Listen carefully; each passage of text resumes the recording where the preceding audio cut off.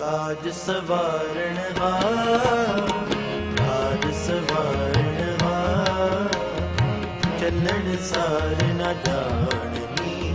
काज सवारण हार, चलन सार न जाननी।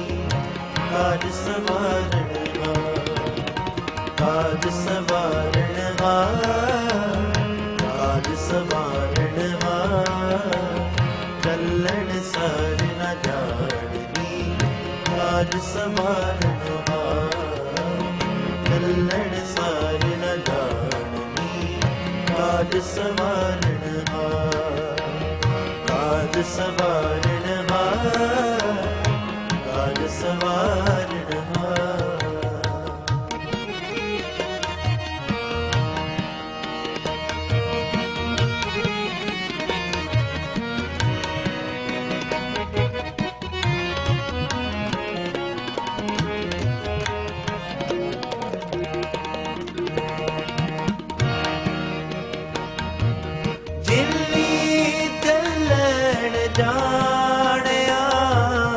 से क्यों कर है विधार।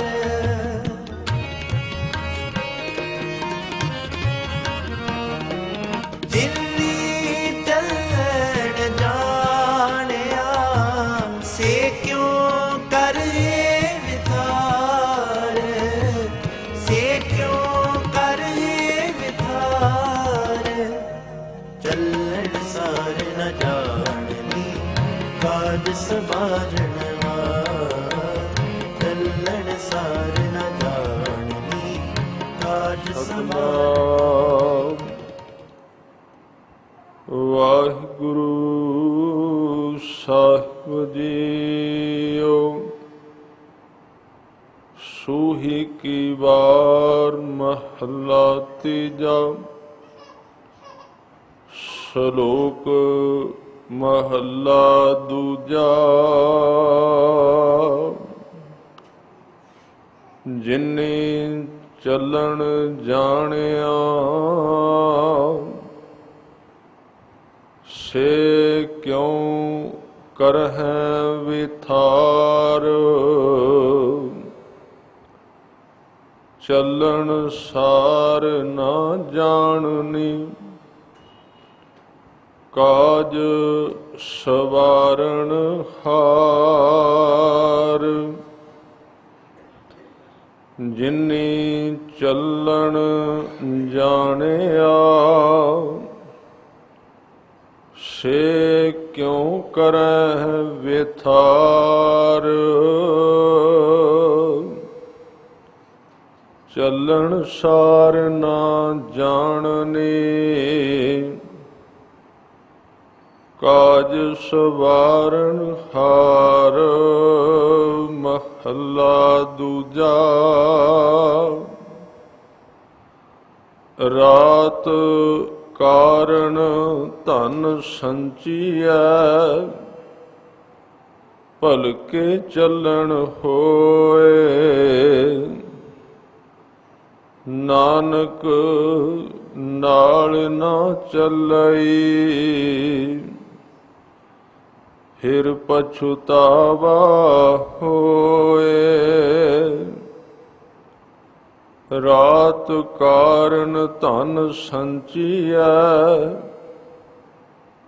भलके चलन होए। नानक नाल ना चलई, फिर पछुतावा होए। वाहिगुरु जी का खालसा, वाहिगुरु जी की फतेह। सच्चे पातशाह दसां पातशाहियां दी जोत श्री गुरु ग्रंथ साहिब महाराज जी दी पावन पवित्र चरण शरण विच सुभाईमान गुरु रूप साध संगत जीओ, आप जी भागशाली हो जो कि ਗੁਰੂ ਦਰਬਾਰ ਅੰਦਰ ਹਾਜ਼ਰੀ ਭਰ ਕੇ ਅਕਾਲ ਪੁਰਖ ਵਾਹਿਗੁਰੂ ਵੱਲੋਂ ਮਿਲੇ ਇਸ ਅਨਮੋਲ ਜਨਮ ਨੂੰ ਆਪ ਜੀ ਗੁਰੂ ਚਰਨਾਂ ਵਿੱਚ ਪਹੁੰਚ ਕੇ ਸਫਲ ਕਰ ਰਹੇ ਹੋ। ਅੱਜ ਦਾ ਜੋ ਵਿਚਾਰ ਅਧੀਨ ਵਿਸ਼ਾ ਹੈ, ਦੂਸਰੇ ਗੁਰਦੇਵ ਗੁਰੂ ਅੰਗਦ ਦੇਵ ਮਹਾਰਾਜ ਜੀ ਨੇ ਆਪਣੇ ਮੁਖਾਰਬਿੰਦ ਤੋਂ ਗੁਰਬਾਣੀ ਅੰਦਰ ਤਕਰੀਬਨ 63 ਸ਼ਲੋਕ ਉਚਾਰਨ ਕੀਤੇ ਹਨ। ਉਹਨਾਂ ਵਿੱਚੋਂ ਸੂਹੀ ਕੀ ਵਾਰ ਦੇ 2 ਸ਼ਲੋਕ ਆਪ ਜੀ ਨੇ ਸਰਵਣ ਕੀਤੇ। ਅੱਜ ਦੇ ਪਹਿਲੇ ਸ਼ਲੋਕ ਵਿੱਚ ਬਚਨ ਕੀਤਾ ਕਿ ਜਿਨ੍ਹਾਂ ਗੁਰਮੁਖ ਜਨਾਂ ਨੇ ਇਸ ਸੰਸਾਰ ਦੇ ਵਿੱਚੋਂ ਚੱਲਣ ਜਾਣਿਆ ਹੈ ਕਿ ਇੱਥੇ ਅਸੀਂ ਕੁਝ ਸਮੇਂ ਵਾਸਤੇ ਜਿਤਨਾ ਸਮਾਂ ਸਰੀਰ ਮਿਲਿਆ, ਸਵਾਸ ਮਿਲੇ ਨੇ, ਉਤਨਾ ਸਮਾਂ ਇੱਥੇ ਰਹਿਣਾ ਹੈ ਤੇ ਜਿਸ ਦਿਨ ਅੰਦਰੋਂ ਸਵਾਸਾਂ ਦੀ ਗਿਣਤੀ ਸਮਾਪਤ ਹੋ ਗਈ, ਖਤਮ ਹੋ ਗਏ, ਇਸ ਸੰਸਾਰ ਨੂੰ ਛੱਡ ਕੇ ਇੱਥੋਂ ਚਲੇ ਜਾਣਾ ਹੈ। ਜਿਨ੍ਹਾਂ ਨੂੰ ਇਹ ਗਿਆਨ, ਇਹ ਬਖਸ਼ਿਸ਼ ਅਕਾਲ ਪੁਰਖ ਨੇ ਰਹਿਮਤ ਕਰਕੇ ਅੰਦਰ ਪਾ ਦਿੱਤੀ, ਉਹ ਇਸ ਜ਼ਮੀਨ ਤੇ ਵਿਚਰਦੇ ਹੋਏ ਕੰਮਕਾਰ ਜ਼ਰੂਰ ਕਰਦੇ ਨੇ, ਪਰ ਆਪਣੇ ਮਨ ਨੂੰ ਕਾਰੋਬਾਰ ਦੇ, ਕੰਮ ਦੇ, ਧੰਦਿਆਂ ਦੇ, ਮਾਇਆ ਦੇ ਵਿੱਚ ਫਸਣ ਨਹੀਂ ਦਿੰਦੇ। ਸਰੀਰ ਨਾਲ ਕੰਮ ਕਰਦੇ ਦਿਸਦੇ ਨੇ, ਪਰ ਉਹਨਾਂ ਨੂੰ ਬਖਸ਼ਿਸ਼ ਕਰਕੇ ਗੁਰੂ ਨੇ ਇਹ ਅੰਦਰ ਗਿਆਨ ਬਖਸ਼ਿਸ਼ ਕਰ ਦਿੱਤਾ ਹੈ ਕਿ ਸਰੀਰ ਦੇ ਨਿਰਵਾਹ ਵਾਸਤੇ ਤੇ ਕੰਮ ਕਰਨਾ ਜ਼ਰੂਰੀ ਹੈ।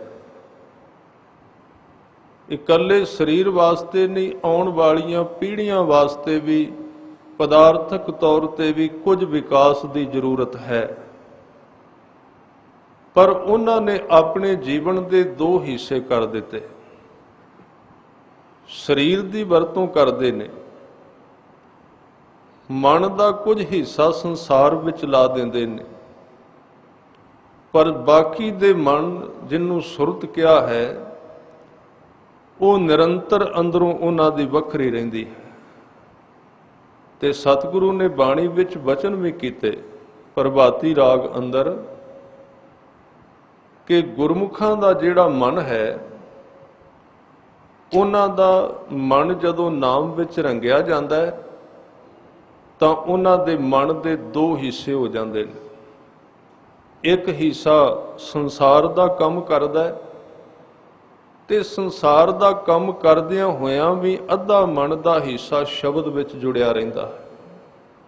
ਦੋਵਾਂ ਪਾਸੇ ਜੋੜ, ਇਹਨੂੰ ਬਾਣੀ ਵਿੱਚ ਕਿਹਾ ਗਿਆ ਹੈ ਮਨ ਦੀਆਂ 2 ਅਵਸਥਾਵਾਂ। ਉਹਦੇ ਵਿੱਚ ਇੱਕ ਅਵਸਥਾ ਹੈ ਪ੍ਰਵਿਰਤੀ। ਪ੍ਰਵਿਰਤੀ ਦਾ ਅਰਥ ਹੈ ਬਾਹਰ ਮੁਖੀ ਹੋਣਾ, ਰੋਟੀ ਰੋਜੀ ਕਮਾਉਣੀ, ਧਨ ਕਮਾਉਣਾ, ਸੰਸਾਰ ਦੇ ਵਿੱਚ ਬੋਲਣਾ, ਸੰਸਾਰ ਤੋਂ ਕੁਝ ਸਿੱਖਣਾ।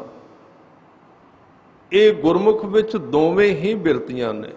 ਔਰ ਜਿਸ ਵਕਤ ਸੰਸਾਰ ਦੇ ਕੁਝ ਸੰਨਿਆਸੀਆਂ ਨੇ ਜਿਹੜੇ ਸੰਸਾਰ ਤੋਂ ਅਲੱਗਾ ਹੋ ਗਏ ਸਨ, ਉਹਨਾਂ ਨੇ ਗੁਰੂ ਸਾਹਿਬ ਤੋਂ ਜੁਗਤ ਪੁੱਛੀ ਕਿ ਤਰੀਕਾ ਕਿਹੜਾ ਹੈ ਕਿ ਤੁਸੀਂ ਕਿਹਾ ਸੰਸਾਰ ਦੇ ਵਿੱਚ ਰਹਿ ਕੇ ਵੀ ਆਦਮੀ ਸੰਸਾਰ ਤੋਂ ਵੱਖਰਾ ਰਹਿ ਸਕਦਾ ਹੈ, ਇਹਦਾ ਤਰੀਕਾ ਕਿਹੜਾ ਹੈ? ਤੇ ਗੁਰੂ ਨਾਨਕ ਸਾਹਿਬ ਸੱਚੇ ਪਾਤਸ਼ਾਹ ਜੀ ਨੇ ਜਵਾਬ ਦਿੱਤਾ, ਕਹਿਣ ਲੱਗੇ ਗੁਰਮੁਖ ਪਰਵਿਰਤ ਨਿਰਵਿਰਤ ਪਛਾਣੈ। ਗੁਰਮੁਖ ਨੂੰ ਇਸ ਜੁਗਤ ਦੀ ਸਮਝ ਆਉਂਦੀ ਹੈ ਨਾਮ ਦੀ ਕਮਾਈ ਦੁਆਰਾ ਕਿ ਪਰਵਿਰਤ ਕਿਵੇਂ ਹੋਣਾ ਹੈ, ਪਰਵਿਰਤ ਦਾ ਮਤਲਬ ਸੰਸਾਰ ਨਾਲ ਕਿਵੇਂ ਜੁੜਨਾ ਹੈ ਤੇ ਨਿਰਵਿਰਤ ਦਾ ਮਤਲਬ ਨਿਰੰਕਾਰ ਨਾਲ ਕਿਵੇਂ ਜੁੜਨਾ ਹੈ। ਦੋਵੇਂ ਕੰਮ ਇੱਕੋ ਵਕਤ ਕਰਨ ਦੀ ਜਾਚ, ਕਰਨ ਦੀ ਜੁਗਤ ਅਕਾਲ ਪੁਰਖ ਉਹਨਾਂ ਨੂੰ ਬਖਸ਼ ਦਿੰਦਾ ਹੈ। ਇਸ ਕਰਕੇ ਗੁਰਸਿੱਖ ਕਿਹਨੂੰ ਕਹਿੰਦੇ ਨੇ? ਜਿਹਦੇ ਅੰਦਰ ਪ੍ਰਵਿਰਤੀ ਤੇ ਨਿਰਵਿਰਤੀ ਦੋਵੇਂ ਨੇ। ਨਿਰਵਿਰਤ ਦਾ ਮਤਲਬ ਉਹ ਬਾਹਰੋਂ ਰੋਕ ਲੈਂਦਾ ਹੈ, ਤੇ ਬਾਹਰ ਨੂੰ ਬੰਦਾ ਤਾਂ ਛੱਡੇਗਾ ਜੇ ਉਹਦੇ ਵਿੱਚ ਵੈਰਾਗ ਆਏਗਾ। ਜੇ ਵੈਰਾਗ ਨਹੀਂ ਤਾਂ ਬਾਹਰ ਨਾਲ ਲਗਾਵ ਬਣਿਆ ਰਹੇਗਾ।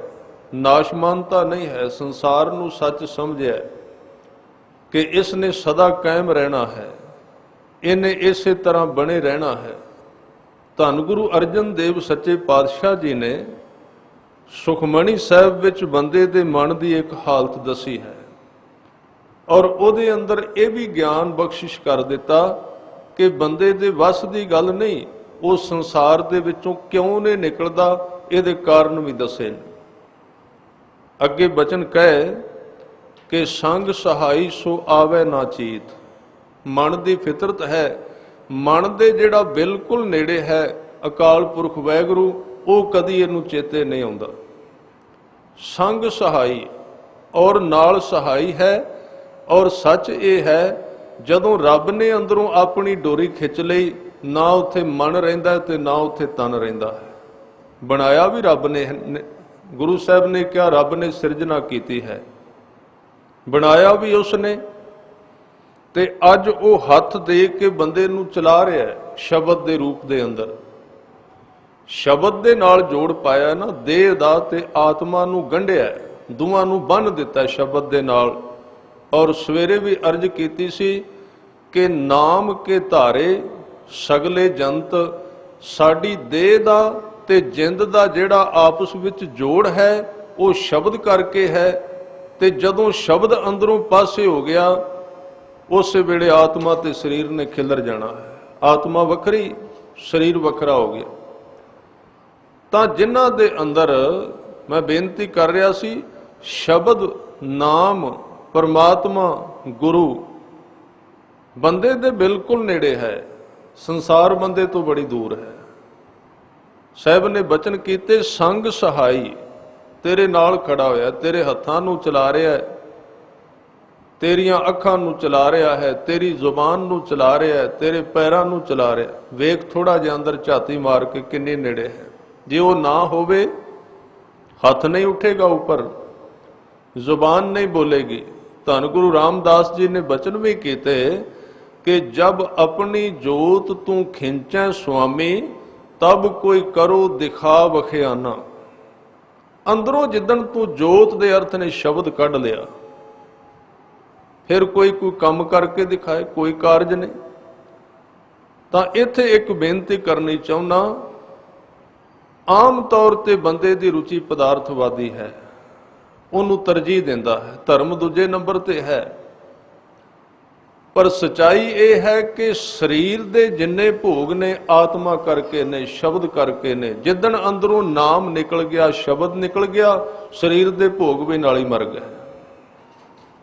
ਇਹਨਾਂ ਨੂੰ ਆਪਾਂ ਤਰਜੀਹ ਦਿੰਦੇ ਆ ਨਾ, ਵੇਖਣ ਨੂੰ, ਖਾਣ ਪੀਣ ਨੂੰ, ਸੰਸਾਰ ਦੇ ਧਨ ਨੂੰ ਤਰਜੀਹ ਦਿੱਤੀ ਜਾਂਦੀ ਹੈ, ਸਰੀਰ ਦੇ ਰਸਾਂ ਨੂੰ ਤਰਜੀਹ ਦਿੱਤੀ ਜਾਂਦੀ ਹੈ। ਤੇ 9 ਤਰ੍ਹਾਂ ਦੇ ਰਸ ਨੇ, ਇਹਨਾਂ ਵਿੱਚ ਆਦਮੀ ਫਸ ਕੇ ਇੰਜ ਪ੍ਰਤੀਤ ਕਰਨ ਲੱਗ ਪੈਂਦਾ ਹੈ ਕਿ ਮੈਨੂੰ ਜਿਹੜੇ ਸਰੀਰ ਦੇ ਰਸ ਆ ਰਹੇ ਨੇ, ਮੇਰੇ ਸਰੀਰ ਕਰਕੇ ਆ ਰਹੇ ਨੇ। ਆਮ ਤੌਰ ਤੇ ਭਰਮ ਪੈਦਾ ਹੋ ਜਾਂਦਾ ਹੈ। ਆਮ ਤੌਰ ਤੇ ਮਨ ਦੇ ਵਿੱਚ ਇਹਨੂੰ ਕਹਿੰਦੇ ਦੇਹ ਅਧਿਆਸ। ਦੇਹ ਦੇ ਅੰਦਰ ਬੰਦੇ ਦੀ ਸੁਰਤ ਦਾ ਅਟਕ ਜਾਣਾ, ਦੇਹ ਅਧਿਆਸ ਇਹਨੂੰ ਕਹਿੰਦੇ ਨੇ। ਇਹ ਪੱਕਾ ਕਰ ਲੈਂਦਾ ਹੈ ਕਿ ਦੇਹ ਕਰਕੇ ਹੀ ਮੇਰਾ ਸਭ ਕੁਝ ਹੈ। ਪਰ ਸਤਿਗੁਰੂ ਨੇ ਤੇ ਉਦਾਹਰਨ ਦਿੱਤੀ, ਕਹਿਣ ਲੱਗੇ ਵੇਖ, ਮੌਤ ਤੇ ਬੜੀ ਦੂਰ ਦੀ ਗੱਲ ਹੈ। ਆ ਸਰੀਰ ਨੂੰ ਇੱਕ ਦਿਨ ਬੰਦੇ ਨੂੰ ਤਾਪ ਘੇਰ ਲਵੇ, ਤੇ ਤਾਪ ਦੇ ਘੇਰਨ ਤੋਂ ਬਾਅਦ ਦੂਜੇ ਦਿਨ ਉਹ ਹੀ ਰੋਟੀ ਜਿਹੜੀ ਬੜੇ ਸਵਾਦ ਨਾਲ ਤੂੰ ਖਾਂਦਾ ਸੀ, ਦੇਖਣ ਨੂੰ ਚਿੱਤ ਨਹੀਂ ਕਰਦਾ, ਕਿਉਂਕਿ ਅੰਦਰੋਂ ਉਹਦੇ ਵਿੱਚੋਂ ਜਿਹੜੇ ਰਸ ਸਨ ਉਹਨੇ ਤਾਪ ਨੇ ਖਤਮ ਕਰ ਦਿੱਤੇ। ਤਾਂ ਦੇਹ ਦੇ ਜਿੰਨੇ, ਸਰੀਰ ਦੇ ਜਿੰਨੇ ਭੋਗ ਨੇ, ਜਿਨ੍ਹਾਂ ਨੂੰ ਅਸੀਂ ਸੱਚੇ ਸਮਝਦੇ ਹਾਂ, ਉਹ ਆਤਮਾ ਕਰਕੇ ਨੇ। ਜਿੱਦਣ ਵਿੱਚੋਂ ਨਿਕਲ ਗਈ, ਸਰੀਰ ਕਰਕੇ ਕੁਝ ਨਹੀਂ ਰਹੇ। ਤਾਂ ਬੇਨਤੀ ਸਾਂਝੀ ਕਰ ਰਿਹਾ ਸੀ, ਬਿਲਕੁਲ ਨੇੜੇ ਅੱਜ ਦੇ ਇਸ ਸ਼ਲੋਕ ਦੇ ਅੰਦਰ ਧੰਨ ਗੁਰੂ ਅਰਜਨ ਦੇਵ ਸੱਚੇ ਪਾਤਸ਼ਾਹ ਜੀ ਨੇ ਜਿਹੜੇ ਬਚਨ ਕਹੇ ਨੇ, ਉਹ ਕਹਿੰਦੇ ਜਿਨਨੀ ਚੱਲਣ ਜਾਣਿਆ ਸੇ ਕਿਉਂ ਕਰੈ ਵਿਥਾਰ। ਵਿਥਾਰ ਦਾ ਮਤਲਬ ਹੁੰਦਾ ਹੈ ਖਿਲਾਰਾ। ਤਾਂ ਗੁਰੂ ਅਰਜਨ ਦੇਵ ਸੱਚੇ ਪਾਤਸ਼ਾਹ ਜੀ ਕਹਿੰਦੇ ਨੇ ਬੰਦੇ ਦੀ ਹਾਲਤ ਹੈ ਕਿ ਸੰਗ ਸਹਾਈ ਸੋ ਆਵੇ ਨਾ ਚੀਤ। ਜਿਹੜਾ ਨੇੜੇ ਹੈ ਕਦੀ ਦਿਸਿਆ ਨਹੀਂ। ਜੋ ਬਹਿਰਾਈ ਤਾਂ ਸਿਉ ਪ੍ਰੀਤ। ਜਿਹੜੀ ਚੀਜ਼ ਨੇ ਇਹਦੇ ਅੰਦਰਲੇ ਹਿੱਸੇ ਦਾ ਨੁਕਸਾਨ ਕਰਨਾ ਹੈ, ਦਿਨ ਰਾਤ ਉਹਨੂੰ ਆਪਣੇ ਚਿੱਤ ਵਿੱਚ ਰੱਖਦਾ ਹੈ। ਜੋ ਬਹਿਰਾਈ ਤਾਂ ਸਿਉ ਪ੍ਰੀਤ, ਬਲਵਾ ਕੇ ਗ੍ਰਹਿ ਭੀਤਰ ਬਸੈ। ਇਸ ਸਰੀਰ ਨੂੰ ਗੁਰਬਾਣੀ ਦੇ ਅੰਦਰ ਰੇਤ ਦਾ ਬਣਿਆ ਹੋਇਆ ਦੱਸਿਆ ਗਿਆ ਹੈ। ਕਿਤੇ ਕਿਤੇ ਮਿੱਟੀ ਦਾ ਕਿਹਾ ਗਿਆ, ਕਿਤੇ ਮਾਸ ਦਾ ਕਿਹਾ ਗਿਆ, ਕਿਤੇ ਹੱਡੀਆਂ ਦਾ, ਤੇ ਇੱਥੇ ਕਿਹਾ ਗਿਆ ਵੀ ਰੇਤ ਦਾ ਬਣਿਆ ਹੋਇਆ ਹੈ। ਰੇਤ ਦੇ ਬਣੇ ਹੋਏ ਮਕਾਨ ਦੇ ਵਿੱਚ ਆਦਮੀ ਜੀ ਰਿਹਾ ਹੈ, ਕੀ ਪਤਾ ਕਦੋਂ ਡਿੱਗ ਪਏ। ਬਲਵਾ ਕੇ ਗ੍ਰਹਿ ਭੀਤਰ ਵਸੈ। ਗ੍ਰਹਿ ਕਹਿੰਦੇ ਘਰ ਨੂੰ, ਬਲਵਾ ਕਹਿੰਦੇ ਰੇਤ ਨੂੰ। ਰੇਤ ਦੇ ਘਰ ਵਿੱਚ ਰਹਿੰਦਾ ਹੈ। ਔਰ ਫਿਰ ਇੱਥੋਂ ਤੱਕ ਬਸ ਨਹੀਂ, ਕਹਿੰਦੇ ਅਨੰਦ ਕੇਲ ਮਾਇਆ ਰੰਗ ਰਸੈ। ਉਹਦੇ ਵਿੱਚ ਰਹਿ ਕੇ ਸੌਂ ਗਿਆ ਬਿਲਕੁਲ, ਬਈ ਸਦੀਵ ਕਾਲ ਵਾਸਤੇ ਇਹ ਮੇਰਾ ਘਰਾਨਾ ਹੈ, ਇਹ ਮੇਰਾ ਘਰ ਹੈ। ਅਨੰਦ ਕੇਲ ਮਾਇਆ ਰੰਗ ਰਸੈ, ਦ੍ਰਿੜ ਕਰ ਮਾਨੈ ਮਨੈ ਪ੍ਰਤੀਤ। ਮਨ ਦੇ ਵਿੱਚ ਪੱਕਾ ਵਿਸ਼ਵਾਸ ਬਣਾ ਲੈਂਦਾ ਹੈ ਕਿ ਇਹੀ ਸਭ ਕੁਝ ਹੈ। ਜਿਹੜਾ ਜੀਵਨ ਮੈਂ ਖਾਕੀ ਤੌਰ ਤੇ, ਸਰੀਰਕ ਤੌਰ ਤੇ ਜੋ ਕੁਝ ਜੀ ਰਿਹਾ, ਇਹੀ ਸਭ ਕੁਝ ਹੈ। ਦ੍ਰਿੜ ਕਰ ਲਿਆ, ਪੱਕਾ ਕਰ ਲਿਆ, ਇਹਦਾ ਅਭਿਆਸ ਕਰਦਾ ਰਿਹਾ ਕਿ ਮੈਂ ਸਰੀਰ ਹੀ ਹਾਂ। ਤੇ ਬੜਾ ਪੁਰਾਣਾ ਅਭਿਆਸ। ਅੱਗੇ ਜਾ ਕੇ ਗੁਰੂ ਅਰਜਨ ਦੇਵ ਜੀ ਦੱਸਦੇ ਨੇ ਵੀ ਇਸ ਤਰ੍ਹਾਂ ਕਿਉਂ ਵਾਪਰਦਾ। ਦ੍ਰਿੜ ਕਰ ਮਾਨੈ ਮਨੈ ਪ੍ਰਤੀਤ, ਕਾਲ ਨਾ ਆਵੇ ਮੂੜੇ ਚੀਤ। ਸਮੇਂ ਨੂੰ ਮਾਪਦਾ ਹੀ ਨਹੀਂ ਕਦੀ ਕਿ ਅੱਜ ਦਾ ਦਿਨ ਨਿਕਲ ਗਿਆ, ਇਹ ਮੁੜ ਕੇ ਹੱਥ ਵਿੱਚ ਆਉਣ ਵਾਲਾ ਨਹੀਂ ਹੈ, ਗੁਜ਼ਰ ਗਿਆ। ਕਾਲ ਨਾ ਆਵੇ ਮੂੜੇ ਚੀਤ, ਬੈਰ ਵਿਰੋਧ ਕਾਮ ਕ੍ਰੋਧ ਮੋਹ, ਝੂਠ ਬੇਕਾਰ ਮਹਾ ਲੋਭ ਧਰੋਹ। ਇਹ ਸਾਡੇ ਮਨ ਦੀ ਅੰਦਰਲੀ ਤਸਵੀਰ ਗੁਰੂ ਸਾਹਿਬ ਨੇ ਸ਼ਬਦਾਂ ਵਿੱਚ ਪਾ ਕੇ ਬਾਹਰ ਕੱਢ ਦਿੱਤੀ। ਅੰਦਰ ਦੀ ਤਸਵੀਰ ਕਿਹੜੀ? ਸਰੀਰ ਦੀ ਤਸਵੀਰ ਤਾਂ ਬਾਹਰ ਦਿਸ ਰਹੀ ਹੈ ਨਾ। ਅੰਦਰ ਦੀ ਤਸਵੀਰ ਜੇ ਅਸੀਂ ਕਢਾਉਣ ਗਏ ਤੇ ਬੜੀ ਕਰੂਪ ਨਿਕਲੇਗੀ। ਅੰਦਰ ਦੀ ਤਸਵੀਰ ਗੁਰੂ ਤੋਂ ਬਿਨਾਂ ਕੋਈ ਨਹੀਂ ਵਿਖਾ ਸਕਦਾ। ਅੰਦਰ ਸੁੰਦਰਤਾ ਨਹੀਂ ਹੈ, ਬਾਹਰ ਤਾਂ ਸੁੰਦਰਤਾ ਹੈ। ਬੰਦੇ ਨੇ ਜ਼ੋਰ ਹੀ ਬਹੁਤਾ ਬਾਹਰ ਤੇ ਦਿੱਤਾ ਹੈ, ਅੰਦਰ ਤੇ ਜ਼ੋਰ ਹੀ ਨਹੀਂ ਦਿੱਤਾ। ਤੇ ਜਿਹੜਾ ਅੰਦਰੋਂ ਸੁੰਦਰ ਹੋ ਗਿਆ, ਇਹ ਸਾਰੀਆਂ ਕਰੂਪਤਾ ਦੇ ਗੁਣ ਨੇ। ਵੈਰ ਕਰਨਾ, ਜਿਹੜਾ ਬੰਦਾ ਵੈਰ ਕਰਦਾ ਹੈ, ਬਾਹਰੋਂ ਤੇ ਪਾਲਿਸ਼ ਕਰ ਲਈ, ਜਦੋਂ ਗੁਰੂ ਨੇ ਅੰਦਰੋਂ ਵੇਖਿਆ ਤੇ ਬੜਾ ਕਰੂਪ ਨਿਕਲਿਆ। ਅੰਦਰਲੇ ਨੈਣ ਨਕਸ਼ ਬੜੇ ਗਲਤ ਸਨ, ਵੈਰ ਨਾਲ ਫਸਿਆ ਹੋਇਆ। ਵੈਰ ਦੇ ਵਿੱਚੋਂ ਹੀ ਫਿਰ ਵਿਰੋਧ ਨਿਕਲਦਾ। ਔਰ ਮੈਂ ਬੇਨਤੀ ਕਰਾਂ, ਇਹ ਜਿਹੜੇ ਅਵਗੁਣ ਨੇ, ਕੁਝ ਨਸ਼ੇ ਬਾਹਰ ਦੇ ਨੇ ਜਿਹੜੇ ਧਰਮ ਨੇ ਵਿਵਰਜਿਤ ਕਰ ਦਿੱਤੇ ਨੇ। ਕੁਝ ਕੁਰੈਤਾਂ ਦਿਸਦੀਆਂ ਨੇ ਵੀ ਇਹਨੇ ਨਸ਼ਾ ਪੀਤਾ ਹੈ, ਇਹਨੇ ਕੁਰੈਤ ਕੀਤੀ ਹੈ। ਇਹ ਕੁਰੈਤਾਂ ਕਿਸੇ ਨੂੰ ਨਹੀਂ ਦਿਸਦੀਆਂ। ਵੈਰ ਕਰਨਾ, ਵਿਰੋਧ ਕਰਨਾ ਤੇ ਅਕਾਰਨ ਕਰਨਾ, ਕਾਰਨ ਵੀ ਕੋਈ ਨਹੀਂ। ਇਹਨੂੰ ਗੁਰਬਾਣੀ ਵਿੱਚ ਕੂਕਰ ਬਿਰਤੀ ਕਿਹਾ ਹੈ। ਕੂਕਰ ਬਿਰਤੀ ਦਾ ਮਤਲਬ ਇਹ ਕੁੱਤੇ ਦੀ ਬਿਰਤੀ ਹੈ ਕਿ ਦੋ ਕੂਕਰ ਆਪਸ ਵਿੱਚ ਭੌਂਕ ਰਹੇ ਨੇ, ਲੜ ਰਹੇ ਨੇ। ਜਾ ਕੇ ਪੁੱਛੋ ਕੀ ਵੰਡਣਾ ਹੈ। ਜ਼ਮੀਨ ਦਾ ਰੌਲਾ ਹੈ, ਪ੍ਰਾਪਰਟੀ ਦਾ ਹੈ। ਤੁਹਾਡਾ ਫੈਸਲਾ ਕਰਾਈਏ ਕੀ ਕਾਰਨ ਬਣ ਗਿਆ, ਤੇ ਕੁਝ ਨਹੀਂ ਮਿਲਦਾ ਉੱਥੇ, ਕਾਰਨ ਹੀ ਕੋਈ ਨਹੀਂ। ਦੋਵਾਂ ਦੇ ਨਾਂ ਕੁਝ ਨਹੀਂ, ਬੇਮਾਲਕ ਨੇ ਦੋਵੇਂ। ਤੇ ਆਦਮੀ ਦੇ ਜੀਵਨ ਵਿੱਚ ਜਦੋਂ ਇਹ ਚੀਜ਼ ਵਾਪਰਦੀ ਹੈ ਕਿ ਅਕਾਰਨ ਵਿਰੋਧ ਕਰਦਾ ਹੈ, ਕਾਰਨ ਉਹਦਾ ਕੋਈ ਵੀ ਨਹੀਂ ਹੈ, ਉਹਨੂੰ ਕਹਿੰਦੇ ਨੇ ਈਰਖਾ। ਉਦੋਂ ਸਮਝ ਲੈਣਾ ਸਰੀਰ ਬੰਦੇ ਦਾ ਹੈ, ਪਰ ਅੰਦਰਲਾ ਪਾਸਾ ਜਿਹੜਾ ਕੂਕਰ ਵਾਲਾ ਹੈ, ਅਕਾਰਨ ਵਿਰੋਧ। ਤਾਂ ਇਹ ਕੂਕਰ ਦੀ ਬਿਰਤੀ ਹੈ। ਹਜ਼ੂਰ ਨੇ ਕਿਹਾ ਵੀ ਇਸ ਤਰ੍ਹਾਂ ਵੈਰ ਵਿਰੋਧ ਕਾਮ ਕ੍ਰੋਧ ਮੋਹ, ਇਹ ਸਾਰੇ ਅੰਦਰ ਦੀਆਂ ਤਸਵੀਰਾਂ ਨੇ। ਝੂਠ ਵਿਕਾਰ ਤੇ ਸ਼ਬਦ ਵਰਤਿਆ ਮਹਾ ਲੋਭ।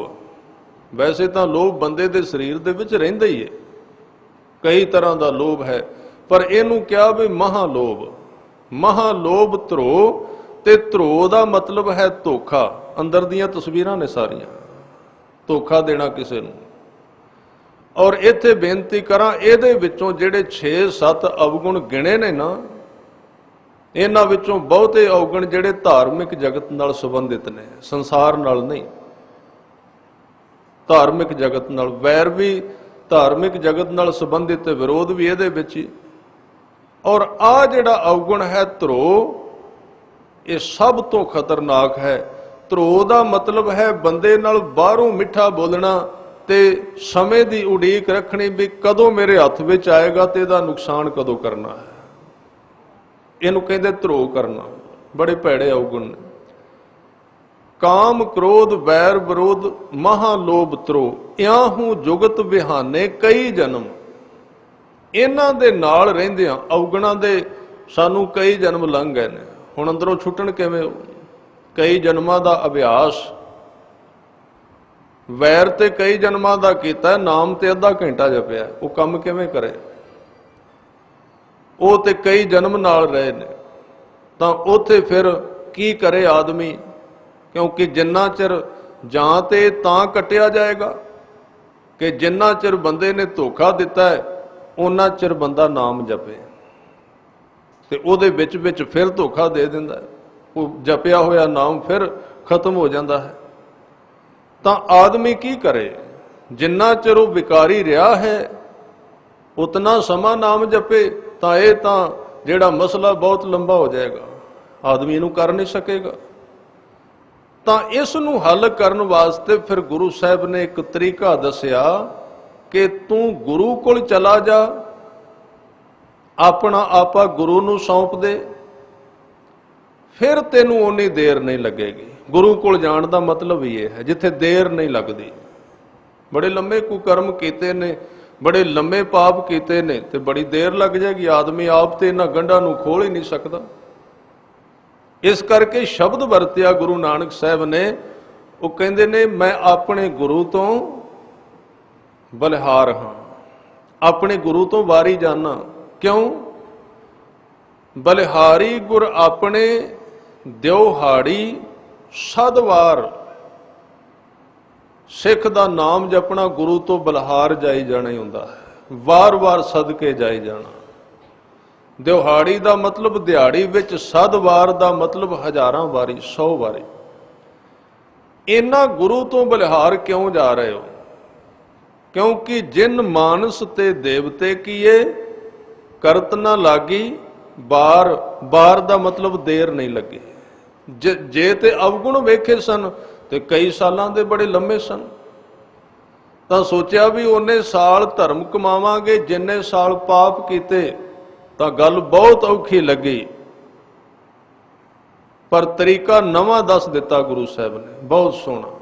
ਉਹ ਤਰੀਕਾ ਸੀ ਆਪਣੇ ਆਪੇ ਨੂੰ ਗੁਰੂ ਦੇ ਅੱਗੇ ਖੋਲ ਕੇ ਰੱਖ ਦੇ, ਫਿਰ ਦੇਰ ਨਹੀਂ ਲੱਗੇਗੀ। ਔਰ ਇਹਦੇ ਵਾਸਤੇ ਬੜੀਆਂ ਬੜੀਆਂ ਉਦਾਹਰਨਾਂ ਦਿੱਤੀਆਂ। ਗੁਰੂ ਅਰਜਨ ਦੇਵ ਜੀ ਕਹਿੰਦੇ ਨੇ ਲੱਕੜਾਂ ਦਾ ਢੇਰ ਹਜ਼ਾਰਾਂ ਮਣ ਹੈ, ਉਹਨੂੰ ਸਾੜਨ ਵਾਸਤੇ ਅੱਗ ਹਜ਼ਾਰਾਂ ਮਣ ਨਹੀਂ ਚਾਹੀਦੀ। ਅੱਗ ਤੇ ਇੱਕੋ ਕਿਣਕਾ ਬਹੁਤ ਹੈ। ਹਜ਼ਾਰਾਂ ਮਣ ਲੱਕੜਾਂ ਦਾ ਢੇਰ ਸਾੜਨਾ ਹੈ ਤਾਂ 1000 ਮਣ ਅੱਗ ਨਹੀਂ ਚਾਹੀਦੀ, ਅੱਗ ਦਾ ਇੱਕੋ ਕਿਣਕਾ ਚਾਹੀਦਾ, ਬਸ ਲੱਗਣ ਦੀ ਦੇਰ ਹੈ। ਇਹ ਗੱਲ ਵੱਖਰੀ ਹੈ ਕਿ ਅੱਗ ਦਾ ਕਿਣਕਾ ਠੀਕ ਥਾਂ ਤੇ ਲੱਗ ਜਾਏ, ਨਹੀਂ ਤੇ ਕੋਲ ਪਈ ਰਹੀ ਅੱਗ ਕੁਝ ਨਹੀਂ ਸਵਾਰੇਗੀ। ਤੇ ਲੱਕੜਾਂ ਵੀ ਸੁੱਕੀਆਂ ਹੋਣੀਆਂ ਚਾਹੀਦੀਆਂ ਤਾਂ ਲੱਗੇਗੀ। ਅਸੀਂ ਕਹੀ ਜਾਂਦੇ ਹਾਂ, ਵਿਆਖਿਆ ਕਰੀ ਜਾਂਦੇ ਹਾਂ, ਇੱਕੋ ਕਿਣਕਾ ਹੈ, ਉਹ ਸਾੜ ਕੇ ਸੁਆਹ ਕਰ ਦਿੰਦਾ। ਪਰ ਸੜਦੇ ਕਿਉਂ ਨਹੀਂ ਪਾਪ? ਗੁਰੂ ਸਾਹਿਬ ਨੇ ਤੇ ਬਿਲਕੁਲ ਨੇੜੇ ਕਰ ਦਿੱਤੀ ਗੱਲ। ਉਹ ਕਹਿੰਦੇ ਨੇ ਕਿ ਨਾਨਕ ਭਗਤਾਂ ਸਦਾ ਵਿਗਾਸ, ਸੁਣਿਆ ਦੁੱਖ ਪਾਪ ਕਾ ਨਾਸ। ਬਸ ਸੁਣ ਲੈ ਤੇ ਦੁੱਖ ਖਤਮ ਹੋ ਗਏ। ਸੁਣ ਲੈ, ਸੁਣਨ ਨਾਲ ਹੀ ਦੁੱਖ ਖਤਮ ਹੋ ਜਾਂਦੇ ਨੇ। ਪਰ ਮੈਂ ਫਿਰ ਦੁਹਰਾਉਣਾ ਚਾਹਨਾ, ਦੁੱਖ ਤੇ ਪਾਪ ਦਾ ਬੜਾ ਗਹਿਰਾ ਆਪਸ ਵਿੱਚ ਸੰਪਰਕ ਹੈ। ਜਿੰਨਾ ਚਿਰ ਪਾਪ ਨਹੀਂ ਜਾਂਦਾ ਉਹਨਾਂ ਚਿਰ ਦੁੱਖ ਨਹੀਂ ਜਾਣਗੇ। ਪਾਪ ਕਾਇਮ ਹੈ ਦੁੱਖ ਨਹੀਂ ਜਾ ਸਕਦਾ। ਪਾਪ ਰੁੱਖ ਹੈ, ਦੁੱਖ ਉਹਦੀ ਛਾਂ ਹੈ। ਅਸੀਂ ਕਹਿੰਦੇ ਆ ਜੀ ਛਾਂ ਹਟ ਜਾਏ, ਰੁੱਖ ਨਹੀਂ ਜਾਣ ਦੇਣਾ। ਪਾਪ ਨਹੀਂ ਛੱਡਣਾ, ਦੁੱਖ ਹਟ ਜਾਣਾ ਚਾਹੀਦਾ ਹੈ। ਤਾਂ ਦੋਵੇਂ ਇਕੱਠੇ ਨੇ, ਦੋਵਾਂ ਨੂੰ ਅਲੱਗਾ ਨਹੀਂ ਕੀਤਾ ਜਾ ਸਕਦਾ। ਇਸ ਲਈ ਸ਼ਬਦ ਗੁਰੂ ਨਾਨਕ ਸਾਹਿਬ ਨੇ ਇਕੱਠੇ ਕਰ ਦਿੱਤੇ। ਕਹਿਣ ਲੱਗੇ ਸੁਣਿਆ ਦੁਖ ਪਾਪ ਕਾ ਨਾਸ, ਪਰ ਇਉਂ ਪ੍ਰਤੀਤ ਹੁੰਦਾ ਹੈ ਅਸੀਂ ਆਪਣਾ ਆਪਣਾ ਵਿੱਚੋਂ ਚੁਣ ਲਿਆ ਹੈ। ਅਰਥ ਵੀ ਸਾਨੂੰ ਉਹੀ ਸਮਝ ਆਉਂਦੇ ਜਿਨ੍ਹਾਂ ਨਾਲ ਅਸੀਂ ਸੰਬੰਧਿਤ ਹੁੰਦੇ। ਅਸੀਂ ਕਿਹਾ ਜੀ ਦੁੱਖ ਹਟ ਗਿਆ, ਬਸ ਦੁੱਖ ਹਟ ਗਿਆ, ਪਰ ਪਾਪ ਦਾ ਚੇਤਾ ਵੀ ਨਾ ਕੀਤਾ ਵੀ ਪਾਪ ਬੀਜ ਸੀ ਤੇ ਦੁੱਖ ਜਿਹੜਾ ਹੈ ਉਹਦੇ ਕਰਕੇ ਹੋਇਆ। ਦੋਵਾਂ ਦਾ ਬੜਾ ਡੂੰਘਾ ਮੇਲ ਹੈ ਆਪਸ ਵਿੱਚ। ਤਾਂ ਬੇਨਤੀ ਜਿਹੜੀ ਸਾਂਝੀ ਕਰ ਰਿਹਾ ਸੀ, ਸਤਿਗੁਰੂ ਨੇ ਇਹ ਬੜੀ ਸੁੰਦਰ ਸਾਨੂੰ ਇੱਕ ਜੁਗਤ ਦੱਸ ਦਿੱਤੀ ਕਿ ਜਿਹੜਾ ਕਿਣਕਾ ਅੱਗ ਦਾ ਹੈ ਉਹ ਲੱਕੜਾਂ ਦੇ ਵਿੱਚ ਟਿਕ ਜਾਏ। ਜਿਹੜੀ ਗੁਰੂ ਦੀ ਬਖਸ਼ਿਸ਼ ਹੈ ਉਹ ਤੇਰੇ ਮਨ ਦੇ ਉਸ ਹਿੱਸੇ ਦੇ ਵਿੱਚ ਚਲੀ ਜਾਏ ਜਿੱਥੇ ਪਾਪ ਬੈਠੇ ਹੋਏ ਨੇ, ਤਾਂ ਲਟ ਲਟ ਕਰਕੇ ਪਾਪਾਂ ਨੂੰ ਸਵਾਹ ਕਰਕੇ ਰੱਖ ਦੇਗੀ ਉਹ ਜਿਹੜੀ ਅੱਗ ਹੈ।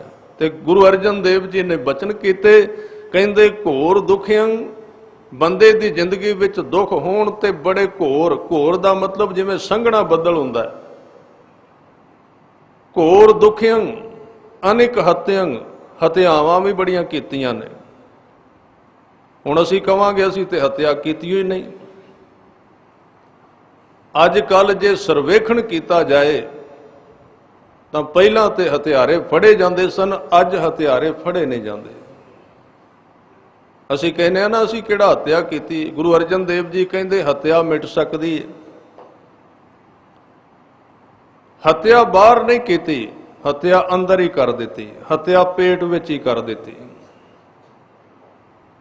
ਆ ਇੱਕ ਸ਼ਬਦ ਵਰਤਿਆ ਜਾਂਦਾ ਹੈ ਨਾ ਵੀ ਏਡੀ ਸੁਨਹਿਰੀ ਧਰਤੀ ਜਿਹਨੂੰ ਗੁਰੂਆਂ ਦੀ ਧਰਤੀ ਕਿਹਾ ਗਿਆ ਪੰਜਾਬ ਤੇ, ਉਸ ਧਰਤੀ ਤੇ ਇੱਕ ਇੰਨਾ ਗਹਿਰਾ ਪਾਪ ਹੋ ਰਿਹਾ ਜਿਹਨੂੰ ਭਰੂਣ ਹੱਤਿਆ ਕਹਿੰਦੇ ਨੇ। ਜਨਮ ਲੈਣ ਤੋਂ ਪਹਿਲੇ ਮਾਰ ਦੇਣਾ ਜੀਵ ਨੂੰ। ਤਾਂ ਮੇਰੇ ਖਿਆਲ ਵਿੱਚ ਇਹ ਸ਼ਬਦ ਸਾਨੂੰ ਬਹੁਤਿਆਂ ਨੂੰ ਕੰਮ ਦੇਗਾ, ਕਿਉਂਕਿ ਹਰ ਇੱਕ ਤੀਜੇ ਘਰ ਵਿੱਚ ਕੋਈ ਨਾ ਕੋਈ ਹਥਿਆਰਾ ਹੈ, ਕਿਸੇ ਨਾ ਕਿਸੇ ਨੂੰ ਮਾਰਿਆ ਹੈ ਉਹਨੇ। ਹਰ ਇੱਕ ਤੀਜੇ ਘਰ ਵਿੱਚ ਕਿਸੇ ਨੇ ਕੁੱਖ ਵਿੱਚ ਬੱਚੇ ਨੂੰ ਮਾਰਿਆ। ਤਾਂ ਹੱਤਿਆ ਤੇ ਹਥਿਆਰਿਆਂ ਦੀ ਤੇ ਕੋਈ ਕਮੀ ਨਹੀਂ ਹੈ। ਇੱਕ ਗੱਲ ਚੇਤੇ ਰੱਖਣਾ, ਗੁਰੂ ਭੇਸ ਨੂੰ ਪਿਆਰ ਜ਼ਰੂਰ ਕਰਦਾ ਹੈ, ਗੁਰੂ ਆਪਣੇ ਦਿੱਤੇ ਕਕਾਰਾਂ ਨੂੰ ਪਿਆਰ ਬੜਾ ਕਰਦਾ ਹੈ, ਪਰ ਇੱਕ ਗੱਲ ਯਾਦ ਰੱਖਣੀ ਚਾਹੀਦੀ ਏ, ਸਤਿਗੁਰੂ ਨੇ ਕਿਹਾ ਮੈਂ ਤੇਰੇ ਭੇਸ ਨੂੰ ਤਾਂ ਪਿਆਰ ਕਰਾਂਗਾ ਜੇ ਤੂੰ ਅੰਦਰੋਂ ਸਿੱਖ ਹੋਵੇਂਗਾ, ਕੱਲੇ ਬਾਹਰਲੇ ਭੇਖ ਨੂੰ ਮੈਂ ਤੈਨੂੰ ਪ੍ਰਵਾਨ ਨਹੀਂ ਕਰਨਾ।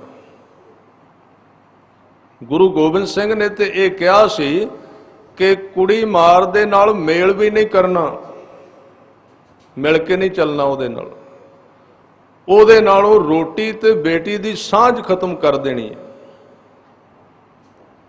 ਪਰ ਅਸੀਂ ਕਿਹਾ ਵੀ ਅਸੀਂ ਇੰਨੀ ਵੱਡੀ ਗਿਣਤੀ ਵਿੱਚ ਕਰ ਦਿਆਂਗੇ, ਬਾਈਕਾਟ ਕਰੇਗਾ ਹੀ ਕੌਣ, ਜ਼ਿਆਦੇ ਹੋ ਗਏ ਹੱਤਿਆ ਕਰਨ ਵਾਲੇ। ਖੈਰ ਇਹ ਥੋੜਾ ਜਿਹਾ ਸਮਾਜਿਕ ਵਿਸ਼ਾ, ਮੈਂ ਇਸ ਵਿਸ਼ੇ ਵੱਲ ਰਵਾਂ।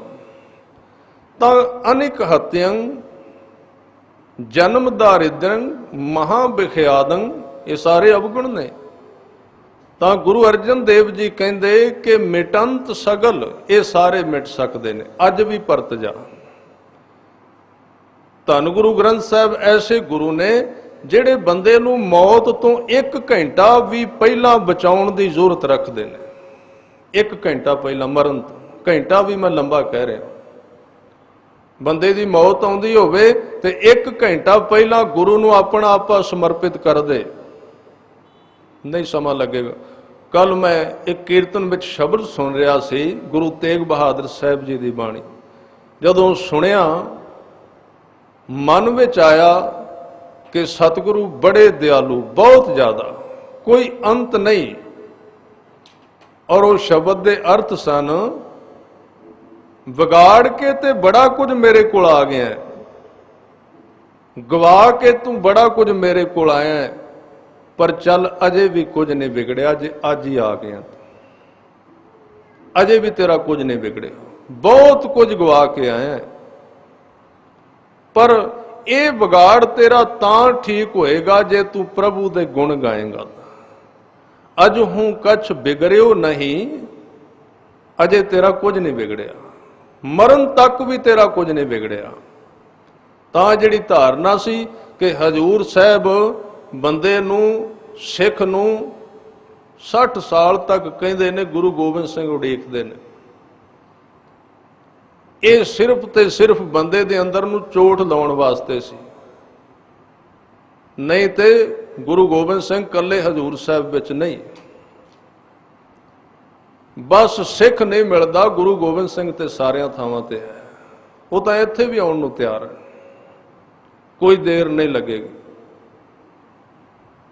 ਅਸੀਂ ਕਹਿੰਦੇ ਆ ਗੁਰੂ ਨਹੀਂ ਲੱਭਦਾ, ਤੇ ਗੁਰੂ ਨੂੰ ਪੁੱਛ ਕੇ ਵੇਖੋ, ਕਹਿੰਦੇ ਸਿੱਖ ਹੀ ਕੋਈ ਨਹੀਂ ਲੱਭਦਾ। ਤੁਸੀਂ ਕਹਿੰਦੇ ਗੁਰੂ ਨਹੀਂ ਲੱਭਦਾ, ਮੈਂ ਤੇ ਲੱਭਦਾ ਫਿਰਨਾ, ਮੈਂ ਤੇ ਖੋਜ ਰਿਹਾ ਗਲੀਆਂ ਵਿੱਚ, ਕੋਈ ਮਿਲ ਜਾ ਮੈਨੂੰ ਭਾਈ ਦਇਆ ਸਿੰਘ, ਕੋਈ ਮਿਲ ਜਾ ਮੈਨੂੰ ਬਾਬੇ ਬੁੱਢੇ ਵਰਗਾ, ਪਰ ਮੈਂ ਬੜਾ ਖੋਜਣਾ, ਬਾਹਰੋਂ ਠੀਕ ਲੱਗਦਾ, ਜਦੋਂ ਕੱਪੜਾ ਚੁੱਕ ਕੇ ਵੇਖੀਦਾ ਵਿੱਚ ਕੁਝ ਨਹੀਂ ਹੁੰਦਾ, ਮੈਨੂੰ ਲੱਭਦਾ ਨਹੀਂ ਕੋਈ। ਤਾਂ ਇੱਕ ਗੱਲ ਸੱਚ ਹੈ ਕਿ 60 ਸਾਲ ਤੱਕ ਉਡੀਕਣ ਦੀ ਇੱਕ ਧਾਰਨਾ ਬਣਾਈ ਤਾਂ ਕਿ ਸਿੱਖ ਨੂੰ ਚੋਟ ਲੱਗੇ। ਉਹਦਾ ਮਤਲਬ ਸੀ ਕਿ ਸਿੱਖਾ ਤੂੰ 60 ਸਾਲ ਤੱਕ ਵੀ ਪਾਪ ਕਰੇ ਤੇ ਤੇਰਾ ਗੁਰੂ ਫਿਰ ਵੀ ਤੈਨੂੰ ਉਡੀਕਦਾ ਹੈ। ਤੇ ਇਹਦਾ ਮਤਲਬ ਇਹ ਨਹੀਂ ਵੀ 60 ਸਾਲ ਸ਼ਰਾਬ ਪੀਵੀਂ ਤੇ ਬਾਅਦ ਵਿੱਚ ਹਜ਼ੂਰ ਸਾਹਿਬ ਜਾਈ, ਇਹਦਾ ਭਾਵ ਇਹ ਨਹੀਂ ਸੀ। ਇਹਦਾ ਭਾਵ ਸੀ ਵੀ ਆਪਣੇ ਗੁਰੂ ਦੀ ਦਿਆਲਤਾ ਤੇ ਇੰਨਾ ਪ੍ਰੇਮ ਜਾਗ ਪੈ ਵੀ ਤੂੰ ਤੇ ਮਿਹਰਬਾਨ ਬੜਾ ਹੈ, ਤੇ ਮੈਂ 60 ਸਾਲ ਕਿਉਂ ਗਵਾਣੇ ਨੇ, ਕਿਉਂ ਗਵਾਵਾਂ ਇਹਨਾਂ 60 ਸਾਲਾਂ ਨੂੰ, ਹੁਣੇ ਚਲਾ ਜਾਵਾਂ ਗੁਰੂ ਕੋਲ, ਹੁਣੇ ਗੁਰੂ ਦੀ ਹਜ਼ੂਰੀ ਵਿੱਚ ਚਲੇ ਜਾ। ਤੇ ਹਜ਼ੂਰ ਸਾਹਿਬ ਦਾ ਭਾਵ ਪਤਾ ਕੀ ਹੈ, ਇੱਕ ਤਾਂ ਬਾਹਰ ਦਿੱਤਾ ਸ਼ਬਦ ਦੇ ਦਿੱਤਾ ਹਜ਼ੂਰ ਸਾਹਿਬ, ਤੇ ਜਦੋਂ ਕੋਈ ਸਿੱਖ ਕਿਤੇ ਵੀ ਧੰਨ ਗੁਰੂ ਗ੍ਰੰਥ ਸਾਹਿਬ ਜੀ ਦੀ ਹਾਜ਼ਰੀ ਭਰਦਾ, ਪਹਿਲਾਂ ਸਰੀਰ ਨਾਲ ਤੇ ਬਾਅਦ ਵਿੱਚ ਮਨ ਕਰਕੇ ਸ਼ਬਦ ਨਾਲ ਜੁੜ ਜਾਂਦਾ ਹੈ, ਉਹਨੂੰ ਕਹਿੰਦੇ ਨੇ ਸਿੱਖ ਦਾ ਮਨ ਹਜ਼ੂਰੀ ਵਿੱਚ ਆ ਗਿਆ ਹੈ, ਤੇ ਉਸੇ ਨੂੰ ਕਿਹਾ ਜਾਂਦਾ ਸਿੱਖ ਹਜ਼ੂਰ ਸਾਹਿਬ ਪਹੁੰਚ ਗਿਆ ਹੈ। ਹਜ਼ੂਰੀ ਵਿੱਚ ਆਉਣਾ ਹੀ ਹਜ਼ੂਰ ਸਾਹਿਬ ਜਾਣਾ ਹੈ। ਠੀਕ ਹੈ, ਜਾਓ, ਨਮਸਕਾਰ, ਗੁਰੂ का ਅਸਥਾਨ ਹੈ, ਪਰ ਇਕੱਲਾ ਹਜ਼ੂਰ ਸਾਹਿਬ ਬਾਹਰਲਾ, ਅੰਦਰੋਂ ਨਹੀਂ, ਫਿਰ ਗੱਲ ਨਹੀਂ ਬਣਦੀ। ਤਾਂ ਬੇਨਤੀ ਕਰ ਰਿਹਾ ਸੀ ਕਿ ਸਤਿਗੁਰੂ ਨੇ ਬਚਨ ਕੀਤੇ ਕਿ ਇਹ ਸਾਰੀਆਂ ਜਿਹੜੀਆਂ ਜ਼ਿੰਦਗੀ ਦੇ ਪਾਪ ਨੇ, ਅਜਹੂ ਕਛ ਬਿਗੜਿਓ ਨਹੀਂ, ਤੇਰਾ ਅਜੇ ਕੁਝ ਨਹੀਂ ਵਿਗੜਿਆ। ਜੋ ਪ੍ਰਭ ਗੁਣ ਗਾਵੇ, ਕਹੋ ਨਾਨਕ ਤੇ ਭਜਨ ਤੇ ਨਿਰਪੈ ਪਦ ਪਾਵੇ। ਤਾਂ ਸ਼ਬਦ ਸਾਂਝਾ ਕਰ ਰਿਹਾ ਸੀ, ਘੋਰ ਦੁਖਿਅੰਗ ਅਨਕ ਹਤਿਅੰਗ ਜਨਮ ਦਾਰਿਦ੍ਰੰਗ ਮਹਾ ਵਿਖਿਆਦੰਗ ਮਿਟੰਤ ਸਗਲ, ਸਾਰੇ ਮਿਟ ਸਕਦੇ ਨੇ। ਕਿਵੇਂ? ਸਿਮਰੰਤ ਹਰ ਨਾਮ ਨਾਨਕ, ਜੈਸੇ ਪਾਵਕ ਕਾਸ਼ਟ ਭਸਮੰ ਕਰੋਤ। ਜਿਵੇਂ ਪਾਵਕ ਦਾ ਅਰਥ ਹੈ ਅੱਗ, ਕਾਸ਼ਟ ਦਾ ਭਾਵ ਹੈ ਲੱਕੜਾਂ, ਜਿਵੇਂ ਅੱਗ ਲੱਕੜਾਂ ਨੂੰ ਸਾੜ ਦਿੰਦੀ ਏ, ਗੁਰੂ ਕੋਲ ਆਉਣ ਦੇ ਨਾਲ ਦੇਰ ਨਹੀਂ ਲੱਗਦੀ। ਜਿੰਨੀ ਦੇਰ ਤੂੰ ਪਾਪ ਕੀਤੇ ਨੇ, 50 ਸਾਲ ਪਾਪ ਕੀਤੇ ਨੇ, 50 ਸਾਲ ਨਹੀਂ ਲੱਗਣਗੇ। ਹਾਂ, ਤੂੰ ਸਮਰਪਿਤ ਹੋ ਜਾਏ, ਡਿੱਗ ਪਵੇਂ, ਆਪਣਾ ਆਪ ਵਿਖਾ ਦੇਵੇਂ, ਆਪਣੀ ਚਲਾਕੀ ਨੂੰ ਛੱਡ ਦੇ, ਆਪਣੀ ਈਰਖਾ ਨੂੰ ਤਿਆਗ ਦੇਵੇਂ। ਤਾਂ ਸ਼ਬਦ ਸਾਂਝਾ ਕਰ ਰਿਹਾ ਸੀ, ਕਈ ਜਨਮਾਂ ਦਾ ਸਾਡਾ ਅਭਿਆਸ ਹੈ, ਤੇ ਗੁਰੂ ਅਰਜਨ ਦੇਵ ਜੀ ਕਹਿੰਦੇ ਇਆਹੂ ਜੁਗਤ ਬਿਹਾਨੇ ਕਈ ਜਨਮ। ਇਸ ਤਰ੍ਹਾਂ ਸਾਨੂੰ ਕਈ ਜਨਮ ਹੋ ਗਏ ਨੇ, ਹੁਣ ਛੱਡੀਏ ਕਿਵੇਂ ਤੇਰੇ ਸਹਾਰੇ ਤੋਂ ਬਿਨਾਂ। ਫਿਰ ਕਿਵੇਂ ਛੁੱਟੇ? ਤੇ ਸਾਹਿਬ ਨੇ ਬਚਨ ਕੀਤਾ, ਕਹਿਣ ਲੱਗੇ ਨਾਨਕ ਰਾਖ ਲਿਓ ਆਪਨ ਕਰ ਕਰਮ। ਕਰਮ ਦਾ ਮਤਲਬ ਬਖਸ਼ਿਸ਼, ਤਰਸ ਕਰ ਲਓ ਸਾਡੇ ਤੇ। ਵੱਡਾ ਹੈ ਤਰਸ, ਕਮਾਈ ਹੈ ਛੋਟੀ ਸਿੱਖ ਦੀ, ਤੇ ਤਰਸ ਉਹਦੇ ਤੇ ਆਉਂਦਾ ਹੈ ਭਿਖਾਰੀ ਵਾਲੇ ਜਿਹਦੇ ਵਿੱਚ ਗੁਣ ਹੋਣ, ਤਰਸ ਉਹਦੇ ਤੇ ਆਏਗਾ। ਸ਼ਲੋਕ ਭਾਵੇਂ ਵਿਰਾਗ ਨਾਲ ਸੰਬੰਧਿਤ ਹੈ ਕਿ ਜਿਨੀ ਚੱਲਣ ਜਾਣਿਆ ਸੇ ਕਿਉਂ ਕਰੈ ਵਿਥਾਰ। ਵਿਸਤਾਰ ਅਸੀਂ ਕਿਉਂ ਕਰਨੇ ਆ? ਕਿਉਂਕਿ ਸਾਨੂੰ ਆਪਣਾ ਆਪ ਪੁਲੰਦਾ ਜਿਹੜਾ ਝੂਠ ਦਾ ਬਣਾਇਆ ਸੱਚਾ ਲੱਗਦਾ ਹੈ। ਜਿੱਦਣ ਇਹ ਦਿਸ ਪਿਆ ਵੀ ਅੰਦਰ ਕੂੜਾ ਕਬਾੜ ਇਕੱਠਾ ਕੀਤਾ ਹੋਇਆ ਹੈ ਤੇ ਬੰਦਾ ਆਪਣੇ ਆਪ ਨੂੰ ਚੇਂਜ ਕਰੇਗਾ, ਫਰਕ ਪਾਏਗਾ, ਬਦਲੇਗਾ। ਤਰਸ ਉਹਦੇ ਤੇ ਆਉਂਦਾ ਹੈ, ਉਸ ਭਿਖਾਰੀ ਤੇ। ਹੁਣ ਇੱਕ ਭਿਖਾਰੀ ਆਇਆ, ਉਹਨੇ ਜੀ ਬੂਟ ਸੂਟ ਪਾਏ ਹੋਏ ਨੇ, ਟਾਈ ਸ਼ਾਈ ਲਾਈ ਹੋਈ ਹੈ, ਚੰਗੀ ਤਰ੍ਹਾਂ ਉਹਨੇ ਆਪਣੇ ਆਪ ਨੂੰ ਸਵਾਰਿਆ ਤੇ ਦਰਵਾਜ਼ੇ ਤੇ ਖੜਾ ਹੋ ਕੇ ਪੈਰ ਦੱਬ ਕੇ ਜ਼ਮੀਨ ਤੇ ਮਾਰਦਾ ਹੈ। ਤੇ ਘਰ ਵਾਲੇ ਨੇ ਗੇਟ ਖੋਲਿਆ, ਪੁੱਛਿਆ ਕੌਣ ਹੋ ਤੁਸੀਂ? ਕਹਿਣ ਲੱਗਾ ਜੀ ਮੈਂ ਭਿਖਾਰੀ ਹਾਂ। ਉਹਨੇ ਕਿਹਾ ਉਹ ਤੇਰੇ ਕੋਲ ਤੇ ਭਿਖਾਰੀ ਵਾਲੀ ਗੱਲ ਹੀ ਕੋਈ ਨਹੀਂ, ਨਾ ਤੈਨੂੰ ਮੰਗਣ ਦਾ ਢੰਗ ਆਉਂਦਾ, ਨਾ ਤੇਰੇ ਸਰੀਰ ਦੀ ਹਾਲਤ ਭਿਖਾਰੀ ਵਾਲੀ, ਚਲਾ ਜਾ, ਮੇਰੇ ਕੋਲ ਕੋਈ ਭੀਖ ਨਹੀਂ ਤੈਨੂੰ ਦੇਣ ਵਾਸਤੇ। ਉਹ ਲੰਘ ਗਿਆ। ਪਿੱਛੋਂ ਇੱਕ ਭਿਖਾਰੀ ਆਇਆ ਜਿਹਦੇ ਮੂੰਹ ਵਿੱਚੋਂ ਆਵਾਜ਼ ਆ ਰਹੀ ਸੀ, ਖਾਣ ਵਾਸਤੇ ਕੁਝ ਦੇ ਦਿਓ, ਬਹੁਤ ਭੁੱਖਾ ਹਾਂ, ਪੀਣ ਵਾਸਤੇ ਦੇ ਦਿਓ, ਪਿਆਸ ਲੱਗੀ ਹੈ। ਘਰ ਵਾਲਾ ਬਾਹਰ ਆਇਆ, ਭਾਵੇਂ ਦੇਣ ਦਾ ਮੂਡ ਨਹੀਂ ਸੀ, ਉਹਦੇ ਸਰੀਰ ਦੇ ਪਾਟੇ ਕੱਪੜੇ ਵੇਖ ਲਏ, ਉਹਦੇ ਨੰਗੇ ਪੈਰ ਵੇਖ ਲਏ, ਉਹਦੇ ਸਰੀਰ ਤੇ ਲੱਗੀ ਹੋਈ ਮੈਲ ਕੁਚੈਲ ਵੇਖ ਲਈ। ਤੇ ਭਿਖਾਰੀ ਇਸ ਤਰ੍ਹਾਂ ਦਾ ਜਿਹੜਾ ਇੰਨਾ ਕਮਜ਼ੋਰ ਹੋ ਚੁੱਕਾ ਸੀ ਵੀ ਉਹਦੇ ਵਿੱਚ ਮੰਗਣ ਦੀ ਤਾਕਤ ਵੀ ਨਹੀਂ ਸੀ ਰਹੀ, ਇੰਨਾ ਕਮਜ਼ੋਰ। ਉਹਨੇ ਕਿਹਾ ਕਿੱਧਰ? ਤੇ ਹੱਥ ਹੀ ਚੁੱਕਿਆ ਸਿਰਫ। ਕਹਿਣ ਲੱਗਾ ਇੰਨਾ ਕਮਜ਼ੋਰ ਹਾਂ ਭੁੱਖ ਦੇ ਨਾਲ ਕਿ ਬੋਲ ਵੀ ਨਹੀਂ ਸਕਦਾ। ਹੁਣ ਦੇਣ ਵਾਲੇ ਨੂੰ ਤਰਸ ਆ ਗਿਆ। ਇਹ ਭਿਖਾਰੀ ਦਾ ਜੀਵਨ ਹੈ, ਇਹ ਸਿੱਖ ਦਾ ਜੀਵਨ ਹੈ। ਤਾਂ ਜਦੋਂ ਸਿੱਖ ਕਹਿੰਦਾ ਹੈ ਮੈਂ 8 ਘੰਟੇ ਦਾ ਜਪੀ ਤਪੀ ਹਾਂ, ਮੈਂ 7 ਘੰਟੇ ਦਾ ਸੇਵਾਦਾਰ ਹਾਂ, ਤੇ ਸਤਿਗੁਰੂ ਕਹਿੰਦੇ ਫਿਰ ਕਰ ਲੈ, ਤੂੰ ਮੇਰੇ ਕੋਲ ਕੀ ਲੈਣ ਆਇਆ? ਤੈਨੂੰ ਲੋੜ ਤਾਂ ਲੱਗਦੀ ਨਹੀਂ ਮੇਰੀ, ਤਾਂ ਤੂੰ ਵੇਖ ਲੈ ਫਿਰ ਕਮਾਈ ਆਪਣੀ ਕਰਕੇ। ਇੱਥੇ ਮੈਂ ਇੱਕ ਗੱਲ ਜ਼ਰੂਰ ਕਵਾਂਗਾ, ਇਹਦੇ ਅਰਥ ਇਹ ਨਹੀਂ ਵੀ ਸਿੱਖ ਨੇ ਮਿਹਨਤ ਨਹੀਂ ਕਰਨੀ ਹੁੰਦੀ। ਜਿੰਨੇ ਨਾਮ ਤੇ ਆਇਆ ਗਏ ਮਸ਼ੱਕਤ ਘਾਲ, ਨਾਨਕ ਤੇ ਮੁਖ ਉਜਲੇ ਕੀਤੀ ਛੁੱਟੀ ਨਾਲ। ਕਮਾਈ ਤੋਂ ਰੋਕਿਆ ਨਹੀਂ, ਕਮਾਈ ਤੋਂ ਨਹੀਂ ਰੋਕਿਆ, ਪਰ ਇਸ ਭੁਲੇਖੇ ਵਿੱਚੋਂ ਕੱਢਿਆ ਵੀ ਬੰਦੇ ਦੀ ਕਮਾਈ ਰੱਬ ਤੱਕ ਲੈ ਜਾਏਗੀ। ਕਮਾਈ ਤਾਂ ਕਰਨੀ, ਘੜਨਾ ਤਾਂ ਪਏਗਾ ਹੀ ਨਾ ਆਪਣੇ ਆਪ ਨੂੰ। ਇਹ ਵਿਸ਼ੇ ਦੋਵੇਂ ਇਕੱਠੇ ਨੇ ਗੁਰੂ ਗ੍ਰੰਥ ਸਾਹਿਬ ਜੀ ਦੇ ਅੰਦਰ। ਪਰ ਸਤਿਗੁਰੂ ਨੇ ਕਿਹਾ ਵੀ ਤੂੰ ਆਪਣੀ ਕਮਾਈ ਤੇ ਭਰੋਸਾ ਜ਼ਿਆਦਾ ਤੇ ਮੇਰੇ ਤੇ ਵਿਸ਼ਵਾਸ ਘਟਾ ਬੈਠਾ, ਗਲਤ ਰਾਹ ਤੇ ਚਲਾ ਗਿਆ। ਦੋਵੇਂ ਚੀਜ਼ਾਂ ਹੋ ਜਾਣ ਇਕੱਠੀਆਂ, ਮਸ਼ੀਨ ਦੇ ਧਾਗੇ ਦੋ ਹੋ ਜਾਣ ਇਕੱਠੇ, ਉੱਪਰ ਵਾਲਾ ਤੇ ਥੱਲੇ ਵਾਲਾ, ਫਿਰ ਕੱਪੜੇ ਸੀਪਦੇ ਨੇ। ਕੱਲਾ ਧਾਗਾ ਕੋਈ ਵੀ ਕੱਪੜੇ ਨਹੀਂ ਸਿਉਂਦਾ।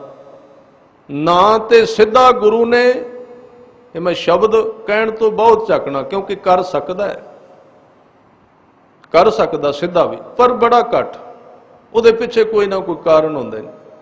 ਕਿਉਂਕਿ ਇਹ ਥੋੜੀ ਜਿਹੀ ਤੋਹੀਨ ਹੋਵੇਗੀ ਕਿ ਇਹ ਕਹਿ ਦੇਣਾ ਵੀ ਗੁਰੂ ਕੱਲਾ ਨਹੀਂ ਕਰ ਸਕਦਾ। ਕਰ ਤੇ ਸਕਦਾ ਹੈ, ਪਰ ਇਹ ਧਾਰਨਾ ਆਮ ਨਹੀਂ, ਇਹ ਪ੍ਰਚਾਰਿਤ ਨਹੀਂ ਹੋਣੀ ਚਾਹੀਦੀ। ਕਿਉਂਕਿ ਬੰਦਾ ਤੇ ਪਹਿਲਾਂ ਹੀ ਕਰਕੇ ਕੁਝ ਰਾਜੀ ਨਹੀਂ। ਤਾਂ ਹੀ ਤੇ ਅਸੀਂ ਕਹਿੰਦੇ ਆ ਗੁਰੂ ਨੇ ਕਿਰਪਾ ਕਰਨੀ ਹੈ, ਫਿਰ ਸਿੱਖ ਬਣ ਜਾਵਾਂਗੇ। ਗੁਰੂ ਨੇ ਕਿਰਪਾ ਕਰਨੀ ਹੈ, ਫਿਰ ਕੇਸ ਰੱਖ ਲਵਾਂਗੇ, ਫਿਰ ਅੰਮ੍ਰਿਤ ਪਾਨ ਕਰਾਂਗੇ, ਫਿਰ ਨਿਤਨੇਮ ਕਰਾਂਗੇ। ਅਜੇ ਸਾਡੇ ਗੁਰੂ ਨੇ ਕਿਰਪਾ ਨਹੀਂ ਕੀਤੀ ਤੇ ਉਹਨਾਂ ਨੂੰ ਬੰਦਾ ਪੁੱਛੇ ਵੀ ਗੁਰੂ ਨੇ ਕਿਰਪਾ ਅਜੇ ਹੋਰ ਕਰਨੀ ਹੈ?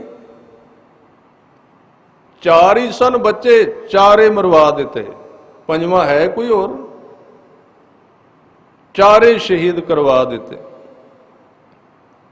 ਤਾਂ ਜਿਹੜੇ ਇਹ ਕਹਿੰਦੇ ਨੇ ਕਿ ਅਜੇ ਗੁਰੂ ਗੋਬਿੰਦ ਸਿੰਘ ਨੇ ਕਿਰਪਾ ਕਰਨੀ ਹੈ, ਕਿਤੇ ਉਹਨਾਂ ਨੂੰ ਭੁਲੇਖਾ ਤੇ ਨਹੀਂ ਪੈ ਗਿਆ ਵੀ 5ਵਾਂ ਸਾਹਿਬਜ਼ਾਦਾ ਬਚਾ ਕੇ ਰੱਖਿਆ ਸ਼ਹੀਦ ਕਰਵਾਉਣ ਵਾਸਤੇ, ਵੀ ਜਿੱਦਣ ਗੁਰੂ ਗੋਬਿੰਦ ਸਿੰਘ ਨੇ ਉਹ ਸ਼ਹੀਦ ਕਰਾ ਦਿੱਤਾ ਫਿਰ ਅਸੀਂ ਸਿੱਖ ਬਣ ਜਾਵਾਂਗੇ, ਫਿਰ ਕਿਰਪਾ ਹੋ ਜਾਏਗੀ। ਬੜੀ ਮਾੜੀ ਹਾਲਤ ਹੈ ਸਾਡੀ। ਇਹ ਕਿਰਪਾ ਨਹੀਂ, ਸਾਨੂੰ ਅਜੇ ਕਿਰਪਾ ਦਾ ਪਤਾ ਹੀ ਨਹੀਂ ਲੱਗਾ ਕਿਰਪਾ ਕੀ ਹੁੰਦੀ ਹੈ। ਬਾਹਰੋਂ ਸਿੱਖੀ ਧਾਰਨ ਕਰ ਲੈਣੀ ਇੱਕ ਪ੍ਰਕਾਰ ਦੀ ਕਿਰਪਾ ਤਾਂ ਹੈ, ਪਰ ਜਿੱਦਣ ਕਿਰਪਾ ਹੋ ਗਈ ਨਾ ਉਹਦੇ ਅਰਥ ਕੀਤੇ ਨੇ ਗੁਰੂ ਅਰਜਨ ਦੇਵ ਜੀ ਨੂੰ। ਕਿਸੇ ਪੁੱਛਿਆ ਕਿ ਜਿੱਦਣ ਬੰਦੇ ਤੇ ਰੱਬ ਕਿਰਪਾ ਕਰ ਦਿੰਦਾ ਉਦਣ ਕੀ ਹੁੰਦਾ ਹੈ? ਕਹਿੰਦੇ ਉਸ ਦਿਨ ਇਸ ਤਰ੍ਹਾਂ ਹੁੰਦਾ ਹੈ ਵੀ ਜਿੱਦਣ ਕਿਤੇ ਕਾਲਾ ਬੱਦਲ ਚੜ ਕੇ ਆਵੇ ਤੇ ਮੀਂਹ ਪਵੇ ਮੋਹਲੇ ਧਾਰ, ਝੱਲਿਆ ਨਾ ਜਾਏ। ਕਿਰਪਾ ਦੀ ਨਿਸ਼ਾਨੀ ਇਹ ਜੇ ਜਿੱਦਣ ਸੁਖ ਜਿਹੜਾ ਮੀਂਹ ਵਾਂਗੂ ਵਰ ਜਾਏ ਬੰਦੇ ਦੇ ਉੱਤੇ, ਆਨੰਦ ਇੰਨਾ ਵਰੇ। ਔਰ ਤੁਸੀਂ ਇਹ ਅਰਦਾਸ ਤੋਂ ਪਹਿਲਾਂ ਸ਼ਬਦ ਸੁਣੋਗੇ, ਉਹਦੇ ਵਿੱਚ ਮੈਂ ਸਮਾਂ ਵੇਖ ਕੇ ਜਲਦੀ ਜਲਦੀ ਗੱਲ ਕਰਦਾ ਜਾਵਾਂ। ਸਾਹਿਬ ਕਹਿੰਦੇ ਤੁਮਰੀ ਕਿਰਪਾ ਮਹਿ ਸੂਖ ਕਨੇਰੇ। ਕਨੇਰਾ ਸ਼ਬਦ ਜਿਹੜਾ ਘਣ ਤੋਂ ਬਣਿਆ, ਘਣ ਦਾ ਮਤਲਬ ਬੱਦਲ ਹੈ, ਸੰਘਣਾ ਬੱਦਲ ਜਿਹਦੇ ਵਿੱਚੋਂ ਪੰਛੀ ਵੀ ਨਹੀਂ ਉੱਡ ਸਕਦੇ, ਇੰਨੀ ਜ਼ਬਰਦਸਤ ਬਾਰਿਸ਼ ਜਿਹਦੇ ਵਿੱਚੋਂ ਪੰਛੀ ਨਹੀਂ ਉੱਡ ਸਕਦਾ। ਤਾਂ ਕਿਰਪਾ ਨੂੰ ਸਿੱਖ ਨੇ ਅਜੇ ਵੇਖਿਆ ਨਹੀਂ। ਜਿੱਦਣ ਕਿਰਪਾ ਹੋ ਗਈ ਉਦੋਂ ਪਰਤ ਕੇ ਖਬਰ ਦੇਣੀ ਔਖੀ ਹੋ ਜਾਏਗੀ ਕਿਰਪਾ ਕੀ ਹੁੰਦੀ ਹੈ। ਉਦੋਂ ਗਲਾ ਰੁਕ ਜਾਏਗਾ, ਅੱਖਾਂ ਜਵਾਬ ਦੇ ਜਾਣਗੀਆਂ, ਜਵਾਬ ਦੇ ਜਾਏਗੀ ਜ਼ੁਬਾਨ। ਜਿੱਦਣ ਕਿਰਪਾ ਹੋ ਗਈ, ਕਿਰਪਾ ਵੱਲ ਤੇ ਆਪਾਂ ਗਏ ਕੋਈ ਨਹੀਂ, ਅਜੇ ਰਾਹ ਵਿੱਚ ਤੁਰੇ ਫਿਰਨੇ ਆ। ਤਾਂ ਗੁਰੂ ਨੇ ਕਿਰਪਾ ਕਰ ਦਿੱਤੀ ਹੈ, ਚਾਰੇ ਬੱਚੇ ਸ਼ਹੀਦ ਕਰਵਾ ਦਿੱਤੇ ਨੇ, ਮਾਤਾ ਪਿਤਾ ਆਪਣਾ ਆਪ ਵੀ, ਹੋਰ ਨਹੀਂ ਰਹਿ ਗਈ ਕਿਰਪਾ ਕੋਈ। ਹੁਣ ਕਿਰਪਾ ਸਿੱਖਾਂ ਨੇ ਕਰਨੀ ਹੈ, ਗੁਰੂ ਨੇ ਬੜੀ ਕਰ ਦਿੱਤੀ ਹੈ। ਤਾਂ ਜਿਹੜਾ ਵਿਸ਼ਾ ਲੈ ਰਿਹਾ ਸੀ ਕਿ ਇਸ ਤਰ੍ਹਾਂ ਸਤਿਗੁਰੂ ਦੇ ਵਿੱਚ ਬੜੀ ਬਰਕਤ ਹੈ। ਦੋ ਚੀਜ਼ਾਂ ਜਿੱਥੇ ਮਿਲਣ, ਗੁਰੂ ਦਾ ਪਿਆਰ ਤੇ ਸਿੱਖ ਦੀ ਮਿਹਨਤ, ਦੋ ਇਕੱਠੀਆਂ ਹੋ ਜਾਣ ਤਾਂ ਦੋ ਖੰਭਾਂ ਨਾਲ ਪੰਛੀ ਤੁਰਦਾ ਹੈ। ਤਾਂ ਦੋ ਪੈਰਾਂ ਨਾਲ ਬੰਦਾ ਤੁਰ ਪੈਂਦਾ ਹੈ। ਰੱਬ ਨਾ ਕਰੇ ਕਿਸੇ ਦੀ ਇੱਕ ਪੈਰ ਇੱਕ ਲੱਤ ਕੰਮ ਨਾ ਦਵੇ ਤੇ ਫਿਰ ਨਾਲ ਡੰਗੋਰੀ ਦਾ ਸਹਾਰਾ ਲੈਣਾ ਪੈਂਦਾ ਹੈ।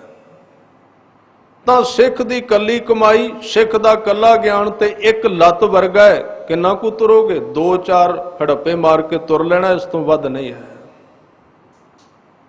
ਦੋ ਲੱਤਾਂ ਚਾਹੀਦੀਆਂ ਨੇ। ਸਿੱਖ ਦਾ ਜੀਵਨ ਕਮਾਈ ਵਾਲਾ ਵੀ ਚਾਹੀਦਾ ਹੈ, ਸਿੱਖ ਨੂੰ ਗੁਰੂ ਦੀ ਕਿਰਪਾ ਦੀ ਉਡੀਕ ਵੀ ਚਾਹੀਦੀ ਹੈ। ਤਾਂ ਗੁਰੂ ਅਰਜਨ ਦੇਵ ਜੀ ਨੇ ਕਿਰਪਾ ਕੀਤੀ। ਕਹਿਣ ਲੱਗੇ ਇਆਹੂ ਜੁਗਤ ਬਿਹਾਨੇ ਕਈ ਜਨਮ, ਨਾਨਕ ਰਾਖ ਲਿਹੋ ਆਪਨ ਕਰ ਕਰੋ। ਬੜੇ ਜਨਮ ਹੋ ਗਏ। ਤਾਂ ਸਾਹਿਬ ਨੇ ਹੋਰ ਕਿਰਪਾ ਕਰ ਦਿੱਤੀ,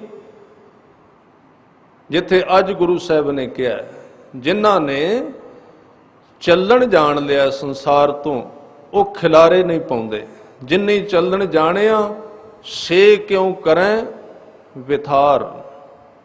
ਖਿਲਾਰੇ ਨਹੀਂ ਪਾਉਂਦੇ, ਉਹ ਸਮੇਟ ਦਿੰਦੇ ਨੇ।